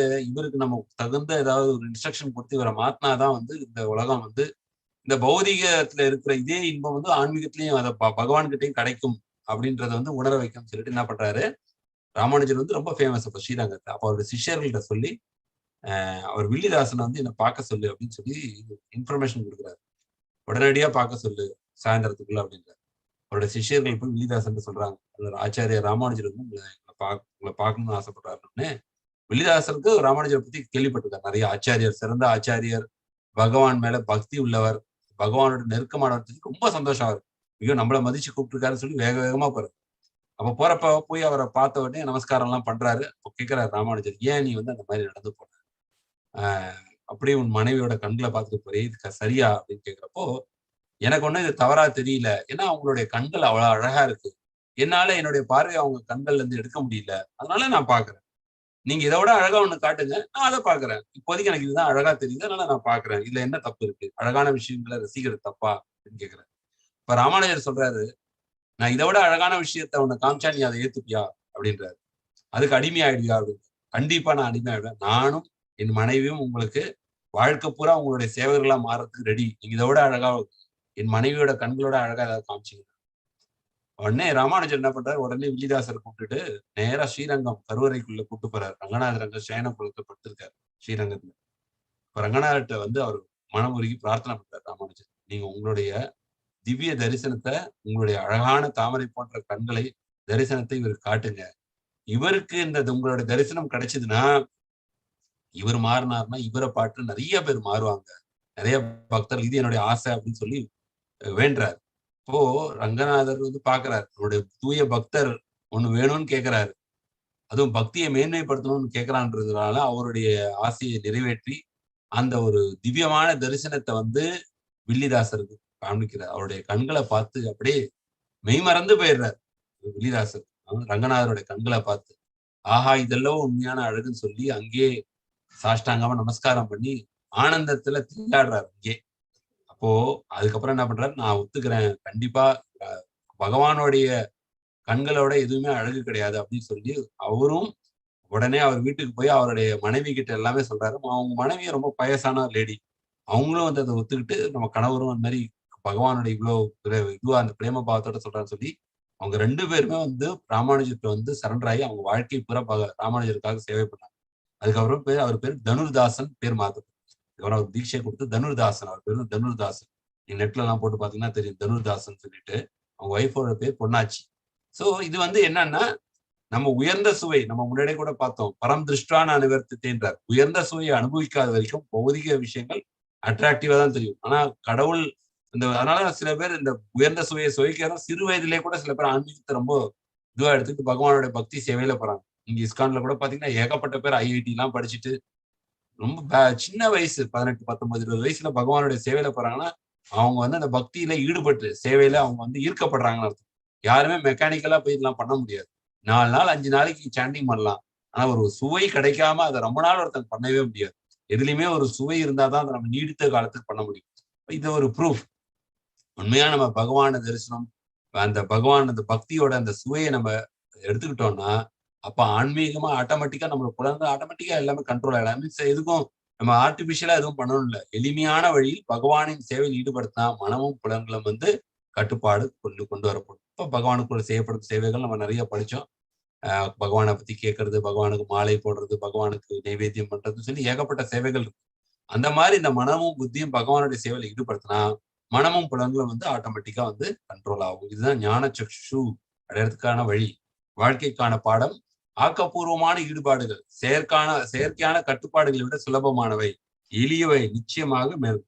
இப்போ கன்ஸ்ட்ரக்டிவா நம்ம பண்றப்போ ஆர்டிபிஷியல் ரெஸ்ட்ரிக்ஷன்ஸ் எல்லாம் நமக்கு தேவையில்லை. இப்போ குழந்தை வந்து ரொம்ப அடம் பிடிக்குது அப்படின்றப்போ பட்சத்துல நம்ம வந்து அந்த குழந்தைக்கு ஏதாவது விளையாடுறதுக்கு ஒரு இது கொடுக்குறோம், ஏதாவது கொடுக்குறோம்னா டக்குன்னு அந்த குழந்தை வேற ஒரு என்ஜாய்மெண்ட் கிடைச்சா அது அமைதியாயிடுது. அதுதான் சொல்லுவாங்க. இப்போ வந்து ஒரு குரங்கு கையில கிடைத்த பூமாலை அப்படின்னா, குரங்கு கையில பூமாலை கொடுத்தீங்கன்னா பிச்சு நார் தூக்கி போடும். ஆனா அதே குரங்கு கையில நீங்க அந்த குரங்கை அமைதிப்படுத்தணும்னு என்ன பண்ணணும்? நம்ம புலன்களும் குரங்கு மாதிரிதான். அப்ப அந்த குரங்கை அமைதிப்படுத்தணும்னா ஒரு ஒரு 2 வாழைப்பழத்தை எடுத்து கையில கொடுத்தீங்கன்னா என்ன பண்ணும்? அது பிக்காது. அழகா தோலை உரிக்க ஆரம்பிச்சு. ஏன்னா சாப்பிடணும் வாழைப்பழத்தை. இப்ப நம்ம பண்ற சாதன பக்தி அப்படின்றது என்னன்னா, வாழைப்பழத்தை தோலை உரிப்பதற்கு சமம் சாதன பக்தி. என்ன அந்த குரங்குக்கு தெரியும்? அந்த தோலை உரிக்கிறப்ப உள்ள பழம் இருக்குன்றது தெரியும். உயர்ந்த சுவை உள்ளதற்கு என்னுடைய பசியத்தை இது பண்றதுக்காக உள்ள பழம் இருக்குன்றது தெரியும். சேட்டை பண்ணாம வாழைப்பழத்தை வந்து உரிக்க ஆரம்பிச்சு வந்து ஒரு இடத்துல உட்காந்துருக்கு. அந்த மாதிரி நம்ம எதோ பண்றோம், என்னென்னமோ பண்றோம். இது பண்ணா மகிழ்ச்சி வருமா, அது பண்ணா மகிழ்ச்சி வருமா, ரெஸ்ட்லெஸ்ஸா இருக்கும், டிஸ்டர்ப்டா இருக்கும், ஆங்ஷியஸா இருக்கிறோம். அப்போ நமக்கு பகவான் இதெல்லாம் பௌதிக விஷயங்கள் இத்தனை ஓடியும் நமக்கு தற்காலிக இன்பம் தான் கிடைக்கும். ஆனா ஆன்மீகத்துல பகவானுக்கு சேவை பண்ணாதான் நித்தியமான இன்பம்னு சொல்லி இந்த சாதன பக்தி எப்படி இந்த வாழைப்பழத்தோலை உரிக்கிற மாதிரி உரிக்கிறப்போ நமக்கு நிச்சயமா அந்த உயர்ந்த சுவை கிடைக்கிறப்போ ஆட்டோமேட்டிக்கா அந்த தாழ்ந்த சுவையில உள்ள விஷயங்கள் எல்லாம் ஆட்டோமேட்டிக்கா குறைஞ்சிருக்கும். அதுதான் ஆக்கப்பூர்வமான ஈடுபாடுகள் செயற்கையான கட்டுப்பாடுகளை விட சுலபமானவை, எளியவை, நிச்சயமாக மேலானவை. அப்புறம் இதுல லாஸ்ட் ஒரு ஸ்லோகம் வருது, 35 தான் கடைசி ஸ்லோகத்துல கன்க்ளூஷன் என்ன சொல்றான்னு பார்ப்போம். பகவான் க்ஷேத்ர க்ஷேத்ரஜ்ஞோர் ஏவம் அந்தரம் ஞான சக்ஷுஷான்னு வந்துச்சு பாருங்க. ஞான சக்ஷுஷா பூதா பிரகிருதி மோக்ஷம் ச ஏ விதுர் யாந்தி தே பரம். உடலுக்கும் க்ஷேத்ரா, உடலின் உரிமையாளருக்கும் ஆத்மா இடையிலான இந்த வேறுபாட்டை ஞான கண்களை கொண்டு அறிந்து ஜட இயற்கையின் பந்தத்திலிருந்து முக்தி பெறுவதற்கான வழிமுறையும் புரிந்து கொண்டவர்கள் பரம இலக்கினை அடைகின்றனர். இப்போ உங்களுக்கு தெரியும் பகவத்கீதையோட டெக்னிக்கலான விஷயம் இருக்கு அப்படின்றது ஞான யோகால இருந்து உங்களுக்கு தெரியும்னா எவ்வளவு விஷயங்கள் பாருங்க. க்ஷேத்ர க்ஷேத்ரஜ்ஞோ ஏவம் அந்தரம் ஞான சக்ஷுஷா பூத பிரகிருதி மோக்ஷம் ச ஏ விதுர் யாந்தி தே பரம். அதான் பகவத்கீதை நம்மளா படிச்சா புரிஞ்சுக்கவே முடியாது. ஆச்சாரியர்கள் வேணும், குரு வேணும். அப்பதான் பாத்தீங்கன்னா இதெல்லாம் பிரபுபாதருடைய உரைகள் எல்லாம் படிக்கதான் உங்களுக்கு கிளாரிட்டி கிடைக்கும். வெறும் இந்த மொழிபெயர்ப்பு படிக்கிறோம்னு வச்சுக்கோங்களேன். உடலுக்கும் உடலின் உரிமையாளருக்கும் இடையிலான இந்த வேறுபாட்டை ஞான கண்களை கொண்டு அறிந்து ஜட இயற்கையின் பந்தத்திலிருந்து முக்தி பெறுவதற்கான வழிமுறையும் புரிந்து கொண்டவர்கள் பரம இலக்கிய அடைங்கன்னா என்ன புரிய சொல்லுங்க. ஒண்ணுமே புரியாது. அதை நீங்க இதோடைய பொருளுரையை நீங்க படிச்சீங்கன்னா அப்ப தெரியும் பகவான் ஏன் சொல்றாரு, இப்படி இதை புரிஞ்சுக்கணும், எப்படி இதை நடைமுறையில கொண்டு வரணும். அதெல்லாம் திரும்பி நம்ம சொல்லுவோம். இந்த 4 ரெகுலேட்டிவ் பிரின்சிபிள்ஸ் சாண்டிங் நம்ம நினைக்கலாம் என்ன அது திருப்பி இதே இன்ஸ்ட்ரக்ஷன் சொல்றாங்கன்னா, பிராக்டிக்கலா இதை இப்படிதான் இம்ப்ளிமெண்ட் பண்ண முடியும். பக்தி சேவையை இப்படிதான் பண்ண முடியும். பக்தி சேவை பண்ணாதான் பகவானுக்கு திருப்தி பண்ண முடியும். பகவான் திருப்தி அடைஞ்சாதான் நம்ம இங்கிருந்து இந்த பிறப்பு ஏற்பட்ட சக்கரத்திலிருந்து விடுபடும். சோ பக்தி சேவை எப்படி பண்றதுல ஆச்சாரியர்களுக்கு தான் இடம் பொருள் காலம் அதுக்கேற்ற மாதிரிதான் அந்த இன்ஸ்ட்ரக்ஷன்ஸை கொடுப்பாங்க. அதனால வெறும் பகவானுடைய இன்ஸ்ட்ரக்ஷன்ஸை டக்கு நம்ம பகவத்கீதை தனியா வீட்டுல உட்காந்து படிச்சா புரியாது. அதே மாதிரி பகவத்கீதையோடைய நோக்கம் இன்ஃபர்மேஷன் கிடையாது.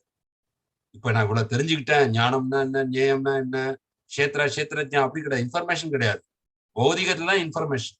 ஆன்மீகத்தை பொறுத்த வரைக்கும் டிரான்ஸ்ஃபர்மேஷன்னா இதை கேட்டு நம்முடைய வாழ்க்கையில மாற்றங்கள் ஏற்படும். வெறும் இன்ஃபர்மேஷன்னால ஒரு யூஸும் கிடையாது. பகவத்கீதை எனக்கு தெரிஞ்சது என்ன பயன் கிடையாது, ஒரு பயனும் இல்லை. பகவத்கீதை என்னுடைய வாழ்க்கையில நான் எப்படி இம்ப்ளிமெண்ட் பண்றேன்றத டிரான்ஸ்ஃபர்மேஷன் தான் இதுல முக்கியம். அதனாலதான் வந்து இந்த சொல்றாங்க திருப்பி சாண்டிங் பண்ணணும். அப்புறம் வந்து பக்தர்களுடைய சங்கம் ரொம்ப முக்கியம். அதனாலதான் வந்து நம்முடைய வெள்ளிக்கிழமை எல்லாம் சத்சங்கம் நடக்குது. அப்போ நம்மளுடைய ஸ்டார்டிங் டைம் 9:30 ஆரம்பிக்கிறோம், 12:30 முடிக்கிறோம். இப்போ எல்லாருக்கும் அந்த மாதிரி மொத்த நேரமும் அட்டன் பண்ண முடியலனாலும் கொஞ்சம் கொஞ்சமா அந்த ஒரு பழக்கத்தை பக்தர்களுடைய சங்கத்துல அட்டன் பண்ற மாதிரி நம்ம இது பண்ணிக்கணும்.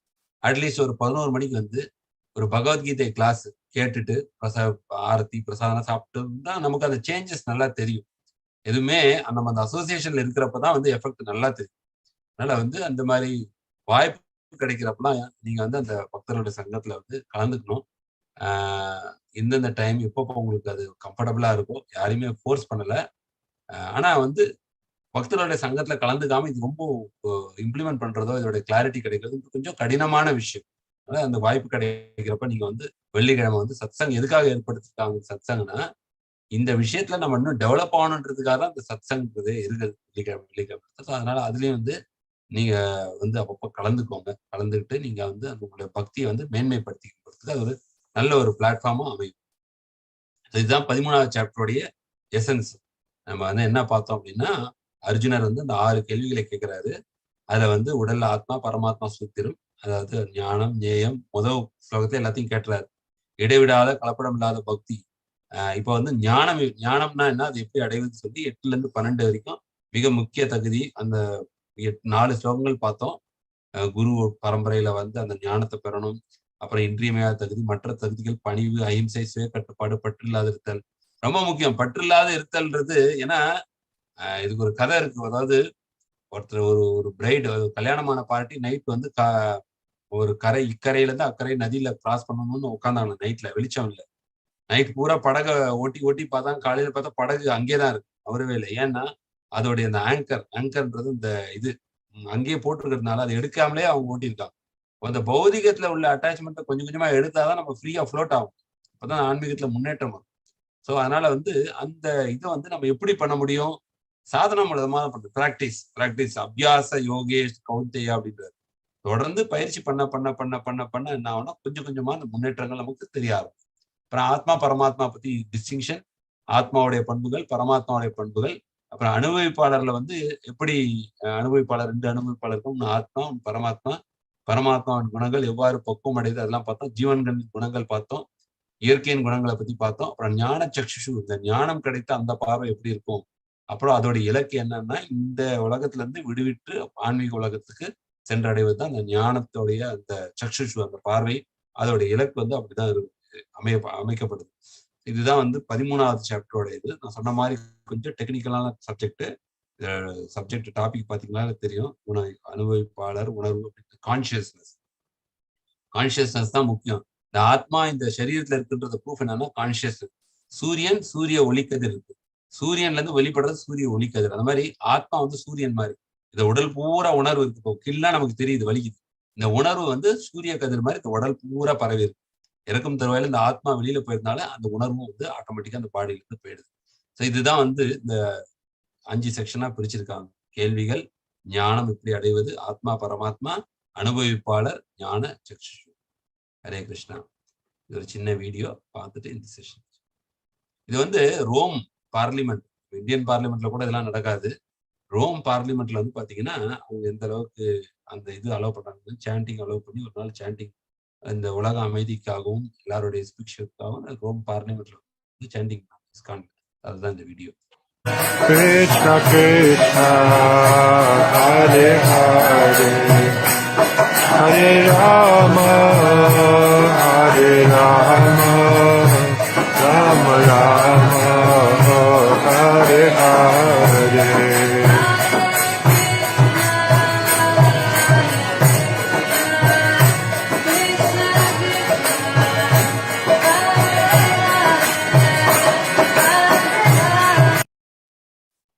ஸோ இது சும்மா ஒரு சின்ன கிளிப் தான். அவங்க ரொம்ப நேரம் கீர்த்தன் பண்ணாங்க. ஒரு ஜஸ்ட் நம்மளுடைய இதுக்காக ஒரு சின்ன.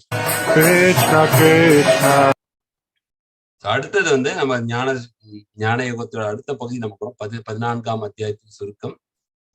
அது வந்து இந்த ஜட இயற்கையின் முக்குணங்கள். ரொம்ப ரொம்ப ரொம்ப ரொம்ப முக்கியமா, ரொம்ப ப்ராக்டிக்கல். இந்த 13வது சாப்டர் மாதிரி கஷ்டமா இருக்காது. இது ரொம்ப ஈஸியா இருக்கும் புரிஞ்சுக்கிறதுக்கு. முக்குணங்கள்னா என்னென்ன, அதோட இயற்கையான அந்த குணத்தின் ஆதிக்கத்தை அறிதல். நமக்கு எந்த குணத்தால் நம்ம கட்டுப்படுத்தப்பட்டிருக்கோம், அதோட ஆதிக்கத்தை அறிதல். குணங்களுக்குள்ளே செயல்பட்டு மடிதல். அந்த குணங்களுக்கு எப்படி அதுக்குள்ள நம்ம செயல்படுறோம், குணங்களை எப்படி தாண்டி அந்த முக்குணங்களை தாண்டி வெளியில் எப்படி வர்றது அப்படின்னு சொல்லிட்டு ரொம்ப ரொம்ப ப்ராக்டிக்கலா இருக்கும். ரொம்ப ஈஸியா இருக்கும். அதே மாதிரி இன்ட்ரெஸ்டிங்காகவும் இருக்கும். அது வந்து நான் அடுத்த வாரம் 14ஆம் அத்தியாயத்தினுடைய இது ஜட இயற்கையின் முக்குணங்கள். ஸோ அடுத்த வாரம் அதை நம்ம டிஸ்கஸ் பண்ணுவோம். ஹரே கிருஷ்ணா. உங்களுடைய நேரத்தை கொடுத்து செஷன் நன்றி. ஹரே கிருஷ்ணா கிருஷ்ணா கிருஷ்ணா ஹரே ஹரே, ஹரே ராம ராம ராம ஹரே ஹரே. ஹரே கிருஷ்ணா கிருஷ்ணா கிருஷ்ணா ஹரே ஹரே, ஹரே ராம ராம ராம ஹரே ஹரே. ஹரே கிருஷ்ணா கிருஷ்ணா கிருஷ்ணா ஹரே ஹரே, ஹரே ராம ராம ராம ஹரே ஹரே. நன்றி டிவோட்டீஸ். ஸோ உங்களுக்கு ஏதாவது இப்போ கேள்விகள் இருந்ததுன்னா இப்போ கேட்கலாம். இந்த சாப்டர்ல 13வது அத்தியாயத்துல உங்களுக்கு ஏதாவது சந்தேகங்கள் இருந்ததுன்னா நீங்க வந்து இப்ப கேட்கலாம். ஹரே கிருஷ்ணா.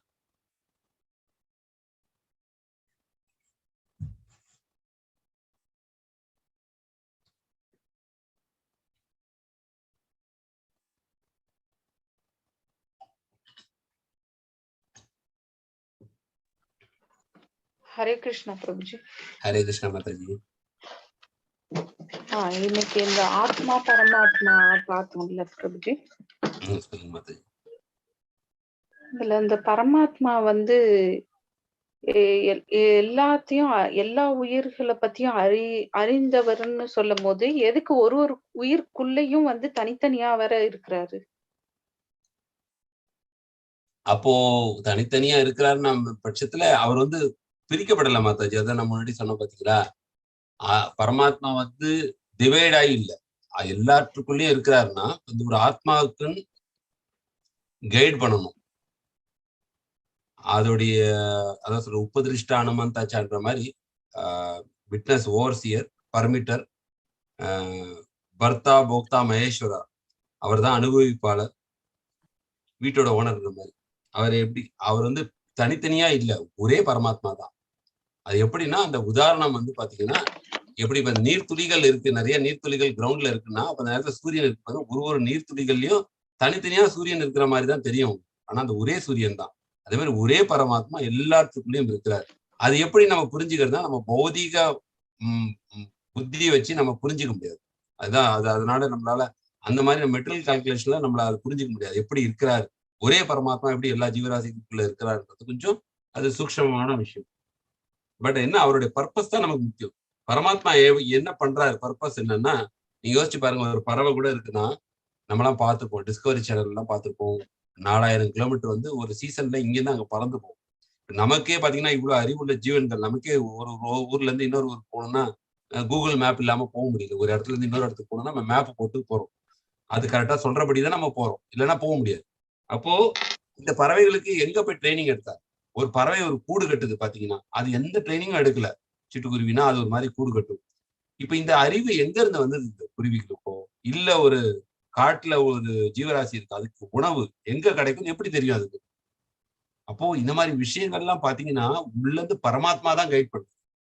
நீங்க நிறைய பார்த்திருப்போம்.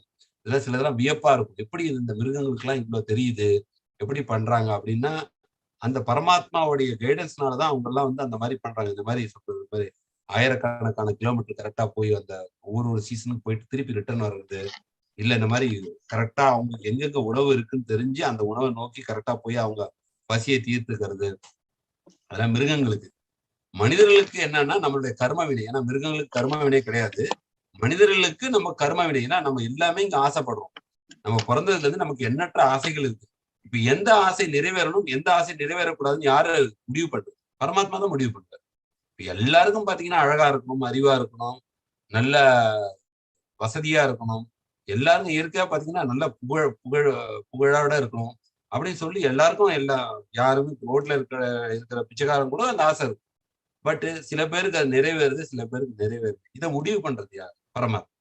சோ அந்த பரமாத்மா வந்து பாத்தீங்கன்னா ஒரே பரமாத்மா எல்லா ஜீவராசிகளுக்குள்ளேயும் அந்த உபதிருஷ்ட அனுமந்தாவா இருக்கிறாரு. ஆனா அவர் தனித்தனியா இல்ல, ஒரே பரமாத்மா. அது எப்படி அந்த ரிஃப்ளெக்ஷன், சூரியன் எப்படி ரிஃப்ளெக்ட் ஆயிருக்கும் அந்த மாதிரி இது. அது எப்படி பிரியாம ஒன்னா இருக்கிறாருன்றது வந்து நம்மளுடைய அறிவுக்கு அப்பாற்பட்ட விஷயம். புரியுதா மாதாஜி உங்களுக்கு? அது நம்ம கான்செப்ட் புரியுது பிரபுஜி. அந்த பரமாத்மாவோட பர்பஸ் அந்த மாதிரி எல்லாருக்குள்ளயும் இருக்கிறதுக்கான பர்பஸ் தான் கேட்டேன் பிரபுஜி. அதுதான் மாதாஜி. அது ரொம்ப முக்கியமான கேள்விதான் அது. ஏன்னா பரமாத்மான்றது என்ன இருக்குன்னா, அது கரெக்டா நீங்க பாத்தீங்கன்னா 13.23 உபதிருஷ்ட அனுமந்தாச்சா பர்த்தா போக்தா மகேஸ்வரா பரமாத்மி சாபித்து தேஸ்மி புருஷப்பரா. அவருடைய ஃபங்க்ஷன்ஸ் வந்து அதுல பரமாத்மாவுடைய ஃபங்க்ஷன். அதே பரமாத்மா வந்து ஒன்ஸ் நீங்க ஆன்மீக உலகத்துக்கு போயிட்டீங்கன்னா வரமாட்டார். ஒன்லி இந்த பௌதிக உலகத்துல உங்களுடைய ஜேர்னி எத்தனையோ பிறவிகள், இப்ப போன பிறவில என்ன பண்ணணும்னு உங்கள்ட்ட ரெக்கார்டு இருக்காது. 4 பிறவிக்கு முன்னாடி என்ன பண்ணீங்கன்றது உங்களுக்கு ரெக்கார்டு இருக்காது. ஆனா பரமாத்மா கிட்ட ரெக்கார்டு இருக்கும். அதனாலதான் பாத்தீங்கன்னா திருதராஷ்டிரர் கூட கேட்டாரு ஒரு வாட்டி, நான் ஏன் குருடா பிறந்தன்றப்போ சொல்லுவாங்க, நீங்க 50 அதிகம் பிறவிகளுக்கு முன்னாடி சில இந்த குருவிகள் எல்லாம் குருடா ஆக்கிட்டீங்க அப்படின்னு. அப்ப ஏன் 50 பிறவிக்கு அப்புறம் இந்த பாவம் இது நடக்குது அப்படின்னு சொன்னா, அவ்வளவு புண்ணியம் பண்ணாதான் நீங்க 100 பிள்ளைகளை பெற்றெடுக்க முடியும். அதனால அவ்வளவு நாள் வெயிட் பண்ணி அதுக்கப்புறம் அந்த கர்ம வினை வந்து கொடுக்கப்பட்டது. அதனால வந்து நம்ம நிறைய லைஃப் டைம்ஸ் இருக்கு, அதெல்லாம் ட்ராக் நம்ம கிட்டே கிடையாது, பரமாத்மா கிட்டதான் இருக்கும் அந்த ட்ராக். என்னன்னா எப்படி இருந்தோம், என்னென்ன ஆசைப்பட்டோம். அப்ப ஈவன் வந்து பாத்தீங்கன்னா திடீர்னு ஒரு சில ஆசை இந்த ஜென்மத்துல வரும் நமக்கு. ஏன் இந்த ஆசை வருதுன்னு கூட நமக்கு தெரியாது. அந்த ஆசை கூட பரமாத்மா தான் வெளிப்படுத்துவார். எப்படின்னா அவர் எப்படி பரமாத்மா வெளிப்படுத்துவாருன்னு கேட்டீங்கன்னா, போன ஜென்மத்துல நம்ம ஆசைப்பட்ட நிறைவேறாம இருக்கிறப்போ இந்த ஜென்மத்துல அந்த ஆசையை திருப்பி கொண்டு வருவார் வெளியில. அந்த ஆசையை ஏன் கொண்டு வர்றாருன்னா, நம்ம அதை ஆசைப்பட்டோம், அந்த டைம்ல அடைய முடியல. பட் இந்த டைம்ல அந்த கார்மிக் கிரெடிட்ஸ் எல்லாம் இருக்குன்றப்போ அந்த ஆசையை வந்து அந்த ஆசையை நிறைவேற்றுறதுக்கு அவரே வெளிப்படுத்துவார். ஏன்னா இந்த பௌதிக உலகத்துக்கு நம்ம வந்ததுக்கு காரணமே அனுபவிக்கணும்ன்றது ஆசையோட தான். அப்போ அந்த ஆசைகளை பூர்த்திப்படுத்துறதுக்கும் பரமாத்மா இருக்கு. ஆனா அவருக்கு அதுல இன்ட்ரெஸ்ட் கிடையாது. அவர் என்ன சொல்றாருன்னா, நீ என்கிட்ட சரண்டர் ஆகு அப்படின்றதுக்காக அவர் வெயிட் பண்றாரு. அது ஆன்மீகம். ஆனா பௌதீகமா அவர் பண்றது அந்த ஆசைகளை நிறைவேற்றுறாரு. பட் அவருடைய இன்ஸ்ட்ரக்ஷன் வந்து அந்த ஆத்மா வந்து பரமாத்மாவை சரண்டர் ஆகணும். ஓகே பிரபுஜி. அதே மாதிரி மிக மிக தொலைவில் இருப்பினும் அவர் அனைவரின் அருகிலும் உள்ளார் அப்படின்னு இருக்குது பிரபுஜி. அப்போ வந்து நம்ம கோலோகத்துல இருக்கிற கிருஷ்ணரை வந்து நமக்கு இம்பார்ட்டன்ஸ் கொடுக்கணுமா, இல்ல நமக்குள்ள இருக்கிற அந்த பரமாத்மாவை நம்ம ரியலைஸ் பண்ண ட்ரை பண்ணணுமா? பரமாத்மான்னு சொல்றது பாத்தீங்கன்னா, நான் சொன்ன பாத்தீங்களா, தற்காலிகமான பரமாத்மா வந்து வைகுண்டத்துல கிடையாது. அது உங்களுக்கு முன்னாடியே சொன்னேன் இல்லையா, பௌதிகத்துல மட்டும்தான் அவர் கைட் பண்றாரு. அப்போ நம்ம அந்த ஆன்மீகத்துல நம்ம முன்னேறப்ப என்ன ஆகும்னா, நம்மளுடைய பரமாத்மாவுடைய கைடன்ஸ் கிடைக்கும். இப்போ எப்படி பௌதிகத்துல எப்படி கைட் பண்றாரோ அந்த மாதிரி ஆன்மீகத்துல அவர் கைட் பண்ணுவார். நம்மளுடைய இலக்கு வந்து கிருஷ்ணர் தான். ஆனா அதுக்கான அந்த கைடன்ஸ் என்ன பண்ணுவோம், உள்ள வந்து அவர் பேர் சைத்திய குருன்னு பேர். அவர் சைத்திய குருன்னா உள்ள இருந்து வழிகாட்டுவார். அதான் சைத்திய குரு. உள்ள இருந்து சைத்திய குருவா வழிகாட்டுவாரு. வெளியில இருந்து எப்படி வழிகாட்டுவாருன்னா சிக்ஷா குரு மூலமா வழிகாட்டுவார். அதுதான் பரமாத்மாவுடைய ஆன்மீக ஃபங்க்ஷன். பௌதிக ஃபங்க்ஷன் ஆல்ரெடி பார்த்தோம், உபதிருஷ்ட அனுமந்தச்சான்னு சொன்னோம். அது மாதிரி ஆன்மீகத்துல என்னன்னா அதேதான், உள்ள இருந்து ஒரு ஆன்மீக ஆசைகள் இருந்ததுன்னா ஆன்மீகம் மூலமா நம்ம வழிகாட்டுவார். ஆனா இனிஷியல் டைம்ல நம்மளுடைய மனது சுத்தம் இல்லாத டைம்ல நம்மளால பரமாத்மா என்ன சொல்றாருன்னு தெரியாது. இப்போ நான் வந்து ஒருத்தருக்கு ஏதோ ஒண்ணு பண்ணணும்னு நினைக்கிறேன், பண்ணிட்டு இல்ல என் பரமாத்மா தான் இப்படி சொல்லிச்சு நான் அப்படிதான் பண்ணேன்னு சொல்லி சில பேர் சொல்லி இது பண்ணுவாங்க, தவறா கூட நினைச்சு. நம்ம மனது சொல்றதை கூட நம்ம என்ன நினைக்கலாம், ஓ இது பரமாத்மா தான் உள்ள இருந்து சொல்றாரு, அப்ப நான் இதைதான் பண்ணணும்னு சொல்லி கூட நம்ம மிஸ்டேக் பண்ணி தவறா கூட நடந்துக்கும். அதனாலதான் வெளியில ஆன்மீக குரு மூலமா கன்ஃபார்ம் பண்ணணும், இது மாதிரி ஒரு எண்ணம் வந்திருக்கு, இது சரியா தவறா அப்படின்றப்போ ஆன்மீக குரு சொல்லுவார், இது பண்ணலாம் இது பண்ணக்கூடாது அப்படின்னு சொல்லி சொல்லுவார். அதனால இந்த பக்குவம் அடையாத நிலையில நம்மளால பரமாத்மாவோட வாய்ஸை ஹியர் பண்ண முடியாது. ஆனா ஆன்மீகத்துல உயர்ந்து இந்த மனதை சுத்தம் பண்ணவங்களால பரமாத்மாவோட கைடன்ஸ் கிடைக்கும். அதனாலதான் அந்த ஆன்மீக குருக்கள் அவங்களாம் வந்து ஃபுல் டைம் இதை ப்ராக்டிஸ் பண்றதுனால அவங்களால அந்த பரமாத்மா சொல்றதுதான் நமக்கு சொல்லி கொடுப்பாங்க. மீன்ஸ் அவங்களோட சொந்த கருத்தை அவங்க சொல்ல மாட்டாங்க, அவங்க சொந்த ஒப்பீனியன் சொல்ல மாட்டாங்க. இப்ப இந்த இடத்துல ஒருத்தர் கோயில் கட்டுறான்னு ஒரு ஆன்மீக குரு சொல்றாருன்னா நம்ம மேபி 5 வருஷத்துக்கு பார்ப்போம், இந்த இடத்துல கோயில் கட்டினா ஒரு யூஸும் கிடையாது. பட் பரமாத்மாவுடைய பார்வையில பாத்தீங்கன்னா அது 20 வருஷம் கழிச்சு அந்த இடம் ரொம்ப பெருசா முக்கியமான இடமாகவும் நிறைய பக்தர்கள் வரக்கூடிய இடமா இருக்கும், அந்த மாதிரி நிறைய இருக்கும். அதனால அந்த ஆன்மீக குரு வந்து ரொம்ப முக்கியத்துவம் கொடுக்குறாங்க. ஏன்னா ஆன்மீக குரு அவங்களுடைய தீவிர ஆன்மீக பயிற்சினால அந்த பரமாத்மாவுடைய வழிகாட்டுதல் படிதான் அவங்க எல்லாமே செய்வாங்க. பட் நமக்கு அந்த அளவுக்கு நம்ம ஆன்மீக பயிற்சி பண்ணாததுனால நம்மளால அந்த பரமாத்மாவோட வாய்ஸை வந்து இமீடியட்டா ரெக்கக்னைஸ் பண்ண முடியாது. சில டைம் நம்ம மனது கொடுக்கறத வந்து கூட நம்ம பரமாத்மா தவறா நினைச்சு தவறான டெசிஷன்ஸ் எடுக்கிற மாதிரி கூட ஆயிடும். அதனால அதுதான் நம்மளுடைய அண்டர்ஸ்டாண்டிங். ஸ்டார்டிங்ல கண்டிப்பா புரியாது, அட்வான்ஸ் ஸ்டேஜ்ல மட்டும்தான் அந்த பரமாத்மாவுடைய கைடன்ஸ் நம்மளால உணர முடியும். உள்ள இருந்து நமக்கு கொடுப்பாரு, ஆனா வெளியில இருந்து இந்த சிக்ஷா மற்றும் தீக்ஷா குரு மூலமாவும் நமக்கு அந்த இன்ஸ்ட்ரக்ஷன்ஸ் கிடைக்கும். ஓகே பிரபுஜி. அதே மாதிரி அந்த பரமாத்மா வந்து உன்னத அனுபவிப்பாளர் இல்லையா? அத வந்து நம்ம வந்து அவரை எப்படி சாட்டிஸ்ஃபை பண்றது, அதே மாதிரி அவர் வந்து இம்மூவபிள் திங்ஸ்லயும் அவர் இருக்கிறாரு. சோ அதுங்கெல்லாம் எப்படி வந்து சாட்டிஸ்ஃபை பண்ணுங்க? இம்மூவபிள் திங்ஸ்லயே பாத்தீங்கன்னா உணர்வுன்றது கான்சியஸ்னஸ். இந்த கான்சியஸ்னஸ் பாத்தீங்கன்னா 5 ஸ்டேஜ்ல இருக்கு கான்சியஸ்னஸ். அது வந்து சமஸ்கிருதம் இருக்கு சங்குச்சிதா, அதாவது க்ளோஸ்டு கான்சியஸ்னஸ், கவர்டு கான்சியஸ்னஸ் சொல்லிட்டு, அப்புறம் blossoming budding consciousness, blossoming consciousness, fully blossomed consciousness. அப்போ இந்த செடி கொடிகள்லாம் அசையாதவை, ஆனா அதுக்குள்ளேயும் அந்த உணர்வு உண்டு. அந்த உணர்வு என்ன ஆகும், ஃபுல்லா கவர் ஆயிருக்கும். அப்படின்ற பட்சத்துல அவங்களால இந்த கான்சியஸ்னஸ் கவர் ஆயிடுச்சுன்னா அவங்களால இந்த ஆத்மா பரமாத்மா இதெல்லாம் எதுவும் உணர முடியாது. அதனால செடி கொடிகள் மிருகங்கள் இவங்களுக்குலாம் வந்து பாத்தீங்கன்னா அந்த ஆன்மீக அறிவுன்றது கிடைக்காது. அப்ப அந்த முதல் 2-3 கான்சியஸ்னஸ்ல தான் அவங்க இருப்பாங்க. இந்த பட்டிங் பிளாசமிங் கான்சியஸ்னஸ் தான் மனிதர்கள் வராங்க. பிளாசம் கான்சியஸ்னஸ் வந்து விரிவடையுது. பிளட் பட்டிங்னா அந்த ஒரு பூ எப்படி இதுவாதோ விரிவடையுதோ அது மாதிரி நம்ம கான்சியஸ்னஸ் வந்து விரிவடையுது. இந்த கான்சியஸ்னஸ் உணர்வு விரிவடையதான் நம்ம அந்த பகவானை நோக்கி பக்தி பண்றப்பதான் அது ஃபுல்லா அந்த கான்சியஸ்னஸ் வந்து விரிவடையும். அதுதான் ஃபுல்லி பிளாசம்டு இதுன்னு சொல்லுவாங்க. நான் உங்களுக்கு அடுத்த கிளாஸ்ல கூட அதை கிளியரா அந்த 5 கான்சியஸ்னஸ் சமஸ்கிருதத்துல இருக்கும். அதை நான் உங்களுக்கு விரிவா அதை கரெக்டா சொல்றேன். இந்த சங்குச்சிதா அப்படின்னு சொல்லிட்டு அந்த மாதிரி ஒரு 5 கான்சியஸ்னஸ் பேர் இருக்கு. ஸோ வந்து செடி கொடிகளுக்கு நான் முன்னாடி சொன்ன மாதிரி அவங்க பரமாத்மாவெல்லாம் திருப்தி பண்ண முடியாது. ஸ்கோப் இல்லை அவங்க. அதனால சொல்றது மனித சரீரத்துக்கு மட்டும்தான் ஸ்கோப் உண்டு. அவங்க வந்து அந்த இயற்கையின் சட்ட விதிப்படி அந்த பரிணாம வளர்ச்சியில அந்த ஜலஜானவலக்காணி ஸ்தாவர லட்சணம் சதி கிருமியோருத்ர சக்கியா பக்ஷினம் தசலட்சணம் அப்படின்னு மாறி மாறி மாறி மாறி இந்த ஆத்மா வந்து கடைசியா அதே ஆத்மா மனித சரீரத்துக்கு வந்தா மட்டும்தான் பரமாத்மா ஆக்சஸ். அது வரைக்கும் அவங்களால பரமாத்மா ஆக்சஸும் பண்ண முடியாது, பரமாத்மா திருப்தியும் பண்ண முடியாது. மனித பிரிவுல மட்டும்தான் முடியும். ஆன்மீக வாழ்க்கைன்றது மனிதர்களுக்கு மட்டும்தான், செடி கொடிகளுக்கோ மிருகங்களுக்கோ கிடையாது. அதனால அவங்க வந்து இயற்கையின் விதிப்படி வாழ்ந்து அவங்க இறந்துருவாங்க. ஓகே பிரபுஜி. அதே மாதிரி இந்த இயற்கையில வந்து ஜீவனை வந்து இந்த முக்குணங்கள் தான் கட்டுப்படுத்துது அப்படின்னு பார்த்தோம் இல்லையா பிரபுஜி? அப்போ அந்த சீக்ரெட் லைஃப்ன்ற புக்ல வந்து ஃபுல்லா இத பத்தி தான் சொல்லியிருக்காங்க. அதாவது இயற்கைக்கு ஒரு சக்தி இருக்குது இந்த பிரபஞ்சத்துக்கு. அப்ப வந்து நம்ம வந்து கேட்டோம்னா அது வந்து கிடைக்கும். நம்ம திரும்ப திரும்ப சும்மா கேட்டுட்டே இருந்தாலே கிடைக்கும் அப்படின்ற மாதிரி அந்த புக்ல எக்ஸ்பிளைன் பண்ணியிருக்காங்க. ஸோ அது வந்து உண்மைதானா பிரபுஜி அது? பார்ஷியலி உண்மை மாதாஜி. இப்போ எப்படி சொல்றதுன்னா, இயற்கை நம்ம ஒரு விஷயத்த வந்து ஈவன் இப்ப டெக்னாலஜி எல்லாம் இந்த அளவுக்கு வளர்ந்துருக்குன்னு காரணம்னா, ஒரு சயின்டிஸ்ட் தொடர்ந்து ஒரு விஷயத்த யோசிக்க பிரபஞ்சத்துல ஆல்ரெடி அதுக்கான நாலேஜ் அவைலபிள். அப்போ அவங்க அந்த ஃப்ரீக்வன்சியோட டியூன் ஆயிடுவாங்க. உண்மையிலே நம்ம எல்லாம் பாத்தீங்கன்னா ஒரு ஆண்டனா மாதிரி. நம்ம ஆண்டனா மாதிரி அப்படின்னா நம்ம நினைக்கிற எண்ணங்கள்லாம் வெளியில டிரான்ஸ்மிட் ஆகிட்டே இருக்கும். நம்ம கவலையா இருக்கணும்னா அந்த கவலையான எண்ணங்கள்லாம் டிரான்ஸ்மிட் ஆகும். நம்மள மாதிரி இன்னொருத்தர் வந்து கவலையால அதே ஃப்ரீக்வன்சில இருந்தாருன்னா நம்மளுடைய கவலையான எண்ணங்கள் அவர்கிட்ட போகும். அவருடைய கவலையான எண்ணங்கள் நம்ம கிட்ட வரும். ஏன் கோயிலுக்கு போனா ரொம்ப நல்லதுன்னு சொல்றாங்கன்னா, அங்க உள்ள வைப்ரேஷன்னா அங்க எல்லாருமே வந்து பாத்தீங்கன்னா கடவுளுடைய சிந்தனையோட அங்க வரப்பதான் பாத்தீங்கன்னா அந்த பாசிட்டிவ் அட்மாஸ்பியர் கிரியேட் ஆகும். அந்த எண்ண அலைகள் அங்க வந்து இதுவா இருக்கும். அப்போ நம்ம சில விஷயங்களை ஆசைப்படப்பட சொன்ன பாத்தீங்களா, ஆசைப்படுறது ஆத்மாவுடைய இயல்பு. நீங்க சொன்ன மாதிரி இந்த சீக்ரெட் புக்ல ஒரு பார்ட் ஆசைப்படுறது ஆத்மாவுடைய இயல்பு. ஆனா அந்த பரமாத்மா அவங்க கொண்டு வரல அந்த புக்ல அவங்க என்ன பண்றாங்க, அவங்க என்ன நினைக்கிறாங்க, நீங்க ஆசைப்பட்டாலே கிடைக்கும் அப்படின்றாங்க. அப்படின்னா எவ்வளவோ பேருக்கு அம்பானி மாதிரி ஆகணும்னு ஆசைப்பட்டிருப்பாங்க. பிறந்த குழந்தையில இருந்து அவங்க சின்ன வயசுல இருந்து அவங்க அம்பானி மாதிரி ஆகணும். எல்லாருக்கும் அந்த ஆசை நிறைவேறது கிடையாது. ஏன்னா அங்கதான் பரமாத்மாவுடைய ரோல்.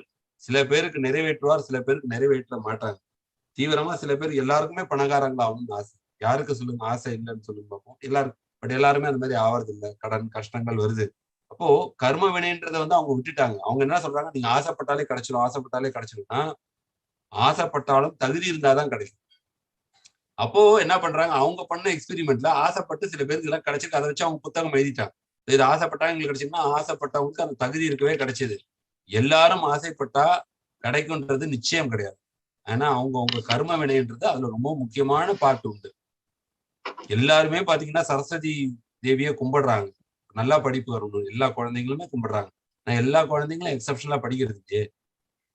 சில குழந்தைகள் நல்லா படிக்குது, சில குழந்தைகள் மீடியமா படிக்குது, சில குழந்தைகள் என்னதான் கும்பிட்டாலும் கூட சில இது வந்து அவங்க படிப்புல கொஞ்சம் ஆவரேஜா தான் இருக்கிறாங்க. அப்போ அவங்களுக்கும் பெற்றோர்களுக்கும் ஆசைதான் பிள்ளைகள் நல்லா படிக்கணும். பிள்ளைகளுக்கும் ஆசைதான் நல்லா படிக்கணும். ஏன் அப்போ அது நிறைவேற மாட்டேங்குது? அவங்களும் தீவிரமா தான் யோசிக்கிறாங்க. டே இன் டே அவுட் 24 ஹவர்ஸ் யோசிக்கிறாங்க, நல்லா படிக்கணும். பட் அவங்களுடைய கேப்பபிலிட்டியே பாத்தீங்கன்னா லிமிட்டெட். கர்ம வினைப்படி பாத்தீங்கன்னா சில பேருக்கு கம்யூனிகேஷன் ஸ்கில், பேசுற திறமை ரொம்ப நல்லா இருக்கு. சில பேருக்கு ஸ்மார்ட்டா வாழற மாதிரி திறமை இருக்கு. சில பேருக்கு பாத்தீங்கன்னா அந்த திறமை எல்லாம் கம்மியாவே இருக்குது அவங்க பிறக்கிறப்ப. ஸோ அவங்க வந்து நீங்க என்னதான் வந்து ஓரளவுக்கு ட்ரைனிங் கொடுத்தா ஓரளவுக்கு ஹெல்ப் பண்ண வச்சு மொத்தமா அந்த இயற்கை அந்த நேச்சர் அந்த பர்சனுக்குன்னு ஒரு நேச்சர் இருக்கும். அந்த நேச்சரை நீங்க வந்து ஃபுல்லா மாத்த முடியாது, செயற்கையா மாத்த முடியாது. இல்லை ட்ரைனிங் கொடுத்து ஓரளவுக்கு இன்ஃபுளுன்ஸ் பண்ணலாம், அவ்வளவுதான். ஓரளவுக்கு சில விஷயங்களை நடத்தலாம். பட் பரிபூர்ணமா நடக்காது. அது நம்மளுடைய அந்த பிராப்தத்துல இருந்தா மட்டும்தான் அது ஃபுல்ஃபில் ஆகும். பட் முயற்சி பண்றது தப்பு கிடையாது. பகவான் எங்கேயுமே முயற்சி பண்றது தப்புன்னு சொல்லவே இல்லை. பகவத்கீதையில கூட சொல்ற, நீங்க முயற்சி பண்ணுங்க, கர்மண்யேவாதிகாரி மா பலேஷு கதாச்சனா. நீங்க கர்மத்தை பண்ணுங்க, முயற்சி பண்ணுங்க, ஆனா அந்த பலனை நான் தான் பண்றேன். ஏன்னா பலன் பகவான் கிட்ட இருந்தா வரும். அதனால இப்போ ஏதோ ஒரு விஷயம் பௌதிகத்துல வேணாலும் சரி, ஆன்மீகத்துல வேணாலும் முயற்சி பண்ணலாம். அந்த முயற்சியோட பலன் பகவான் கொடுக்குறது. அப்போ அதுல வர பலனை வச்சு நம்ம வந்து பாசிட்டிவா இருந்தாலும் அதை நம்ம சந்தோஷமா எடுத்துக்கணும், நெகட்டிவா இருந்தாலும் அதை வந்து இதுதான் நமக்கு விதிக்கப்பட்டதுன்னு ஒத்துக்கிட்டு அடுத்தடுத்த வேலைகளை நம்ம பாக்குறதுக்கு முயற்சி பண்ணணும். அந்த புத்தகத்துல சொல்றது ஓரளவுக்கு உண்மை, ஒரு சில பேருக்கு நடந்திருக்கலாம், பட் எல்லாருக்கும் அது நடக்காது. ஓகே பிரபுஜி. அதே மாதிரி அகிம்சைன்றது வந்து மத்தவங்கள கொல்றது மட்டும் கிடையாது. உண்மையில் மற்றவர்களை துன்பத்தில் தள்ளாதது ஆகும் அப்படின்னு சொல்லியிருக்கீங்க பிரபுஜி. அது வந்து பிராக்டிகலா ரொம்ப க கஷ்டம் பிரபுஜி. இப்ப யாராவது நம்மள வந்து குறை சொல்லிட்டாங்க, இல்ல ஏதோ ஒரு நமக்கு தீமை நினைக்கிறாங்க அப்படின்னா, ஆக்சுவலா அவங்கள பத்தி தான் நம்ம அதிகமா திங்க் பண்றோம். அவங்கள எப்படி நம்ம பதிலுக்கு என்ன சொல்றது அப்படின்றதுல தான் நம்ம ரொம்ப வந்து டைமு, மூளை எல்லாமே செலவு பண்றோம். சில சமயம் நம்ம இவ்ளோ வந்து அவங்கள நினைக்கிற நேரம் கிருஷ்ணர நினைக்க முடியலையே அப்படின்ற மாதிரி கூட நான் ஃபீல் பண்ணியிருக்கேன். சோ இது வந்து எப்படி வந்து பிராக்டிகலா எப்படி பிரபுஜி இது பண்றது? நல்ல கேள்வி இது. பிராக்டிகலா ஏன்னா நம்ம பகவத்கீதை இவ்வளவு கத்துக்கிறோம். இது வந்து நம்ம பிராக்டிகலா எப்படி இம்ப்ளிமெண்ட் பண்றதுன்னு தெரிஞ்சாதான் நமக்கு யூஸ்ஃபுல்லா இருக்கும். இல்லைன்னா வந்து ரொம்ப கஷ்டம் தான். நானும் சொல்றேன்னு வச்சு எனக்கும் இது கஷ்டமான விஷயம் தான். இது வந்து அவ்வளவு எளிதான விஷயம் கிடையாது. பகவத்கீதைன்றது ரொம்ப உயர்ந்த ஞானம் கொடுக்குது. உயர்ந்த அவங்க எக்ஸ்பெக்ட் பண்ற கிருஷ்ணர் எக்ஸ்பெக்ட் பண்ற இதுல இருந்தே நமக்கு தெரியும் அவர் எவ்வளவு அளவுக்கு நம்மள்ட்ட இருந்து ரொம்ப உயர்வான ஒரு பண்புகள், குணங்கள் எல்லாமே எதிர்பார்க்கிறோம். ஸோ இப்போ நம்ம வந்து நம்மளுடைய மனம் அது கொஞ்சம் கொஞ்சமா பக்குவம் அடைஞ்சா மட்டும்தான் வந்து நம்மளுடைய அந்த எண்ணம் எல்லாம் டைவெர்ட் ஆகும். நீங்க சொல்ற மாதிரி அந்த மனம் டிஸ்டர்ப்டா இருக்கிறப்ப பாத்தீங்கன்னா அது நமக்கு டிஃபால்ட்டாவே வந்து பாத்தீங்கன்னா ஒருத்தர் நம்மளை பத்தி தவறா பேசிட்டா உடனே டிஃபால்ட்டா வந்து அவங்களை எப்படி அட்டாக் பண்ணலாம், இல்ல அவங்கள வந்து நமக்கு எப்படி ப்ராப்பரா ரிப்ளை பண்ணி அவங்கள வந்து அதே மாதிரி நம்ம கஷ்டப்பட்ட மாதிரி அவங்களும் அந்த மனநிலையில கஷ்டப்படும், இப்படிதான் மனது. பட் நம்ம வந்து இந்த ஆன்மீக பார்வையில பாக்குறப்போ பிரபுபாதர்லாம் சொல்ற மாதிரி திருப்பி திருப்பி நம்ம ஆன்மீக பார்வை கொண்டு வரணும். இது ஒரு ஆப்பர்ச்சுனிட்டியா கூட யூஸ் பண்ணிக்கலாம். நாம ஏதாவது அவங்களுக்கு தப்பு செய்திருக்கலாம், தவறு செய்திருக்கலாம். நாம அவருக்கு முன்னாடி ஏதோ நமக்கு தெரிஞ்சோ தெரியாமலோ இல்ல முன் ஜென்மத்துல வந்து நம்ம அவங்களுக்கு வந்து அவங்க மனதை துன்படுத்திக்கலாம், அதை அவங்க திருப்பி தராங்க.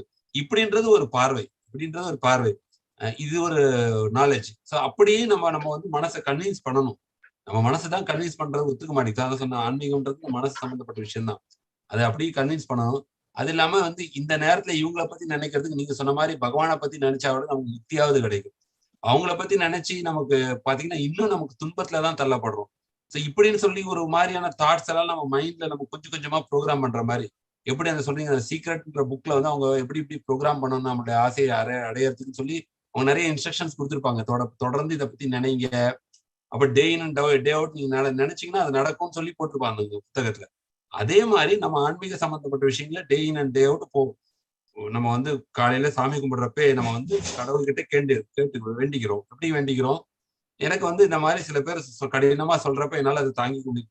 அதை தாங்கிக்கிற பக்குவம் எனக்கு கொடுக்கணும். அதே மாதிரி நான் அவங்கள பத்தி நெகட்டிவா அந்த மாதிரி திருப்பி நான் ரியாக்ட் ஆகாத மாதிரி எனக்கு நீங்க வழிகாட்டணும் அப்படின்னு சொல்லி நம்ம பிரேயர்ல சொல்லலாம்.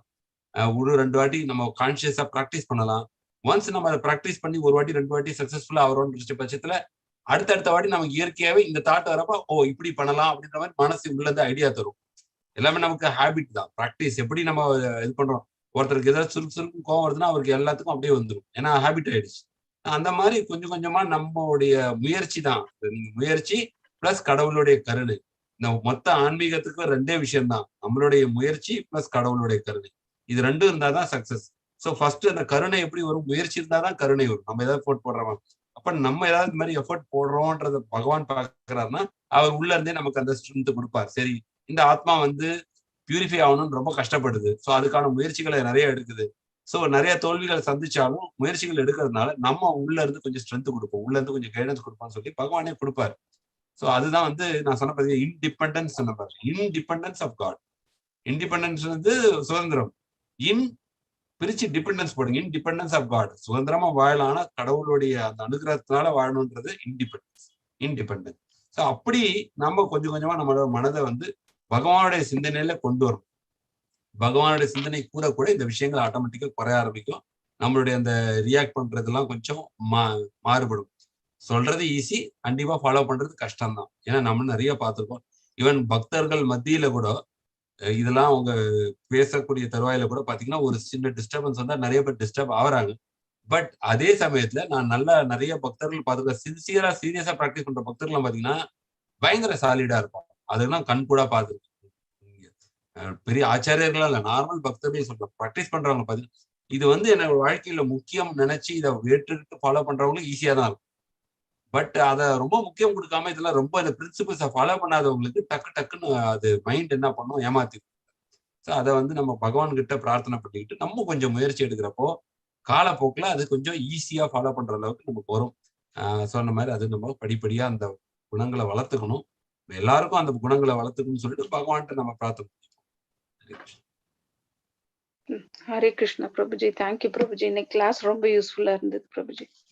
தேங்க்யூ மாதாஜி. இது கொஞ்சம் டிஃபிகல்ட்டான சப்ஜெக்ட் தான். க்ஷேத்ரா, க்ஷேத்ரஜ்ஞா, ஞானம், ஞேயம், அப்புறம் மொத்தம் 6 எது சொல்லுங்க பார்ப்போம். க்ஷேத்ரா, க்ஷேத்ரஜ்ஞா, ஞானம், ஞேயம், ஆப்ஜெக்ட் ஆஃப் நாலேஜ். ஞானம்ன்றது நாலேஜ், க்ஷேத்ரான்றது வந்து பாடி, க்ஷேத்ரஜ்ஞானா நோயர் ஆஃப் த பாடி, அப்புறம் பிரகிருதி, ஜடையர்க்கு, புருஷா. இந்த 6 கேள்விகள் தான் பிரகிருதி, புருஷா. பிரகிருதி ஜடையர்க்கு, புருஷான்றது வந்து அனுபவிப்பாங்க. ஸோ இந்த 2 தான் வந்து நம்ம வந்து இந்த 6 தான் நம்ம கேள்வியை ஆரம்பிக்கிற அர்ஜுனது. 6 கேள்விகளை விளக்குறது தான் மொத்த இந்த அத்தியாயங்களும் ஞான யோகத்துக்கு தலைப்புல பகவான் எக்ஸ்பிளைன் பண்றாரு. கண்டிப்பா அடுத்த வாரம் வந்து ரொம்ப இன்ட்ரெஸ்டிங்கா போகும். சத்தகுணம், ரஜோகுணம், தமோகுணம். எல்லாரும் அடுத்த வாரம் கரெக்டா அட்டன் பண்ணுங்க. ஹரே கிருஷ்ணா. வேற சந்தேகங்கள் யாருக்காவது இருக்கா?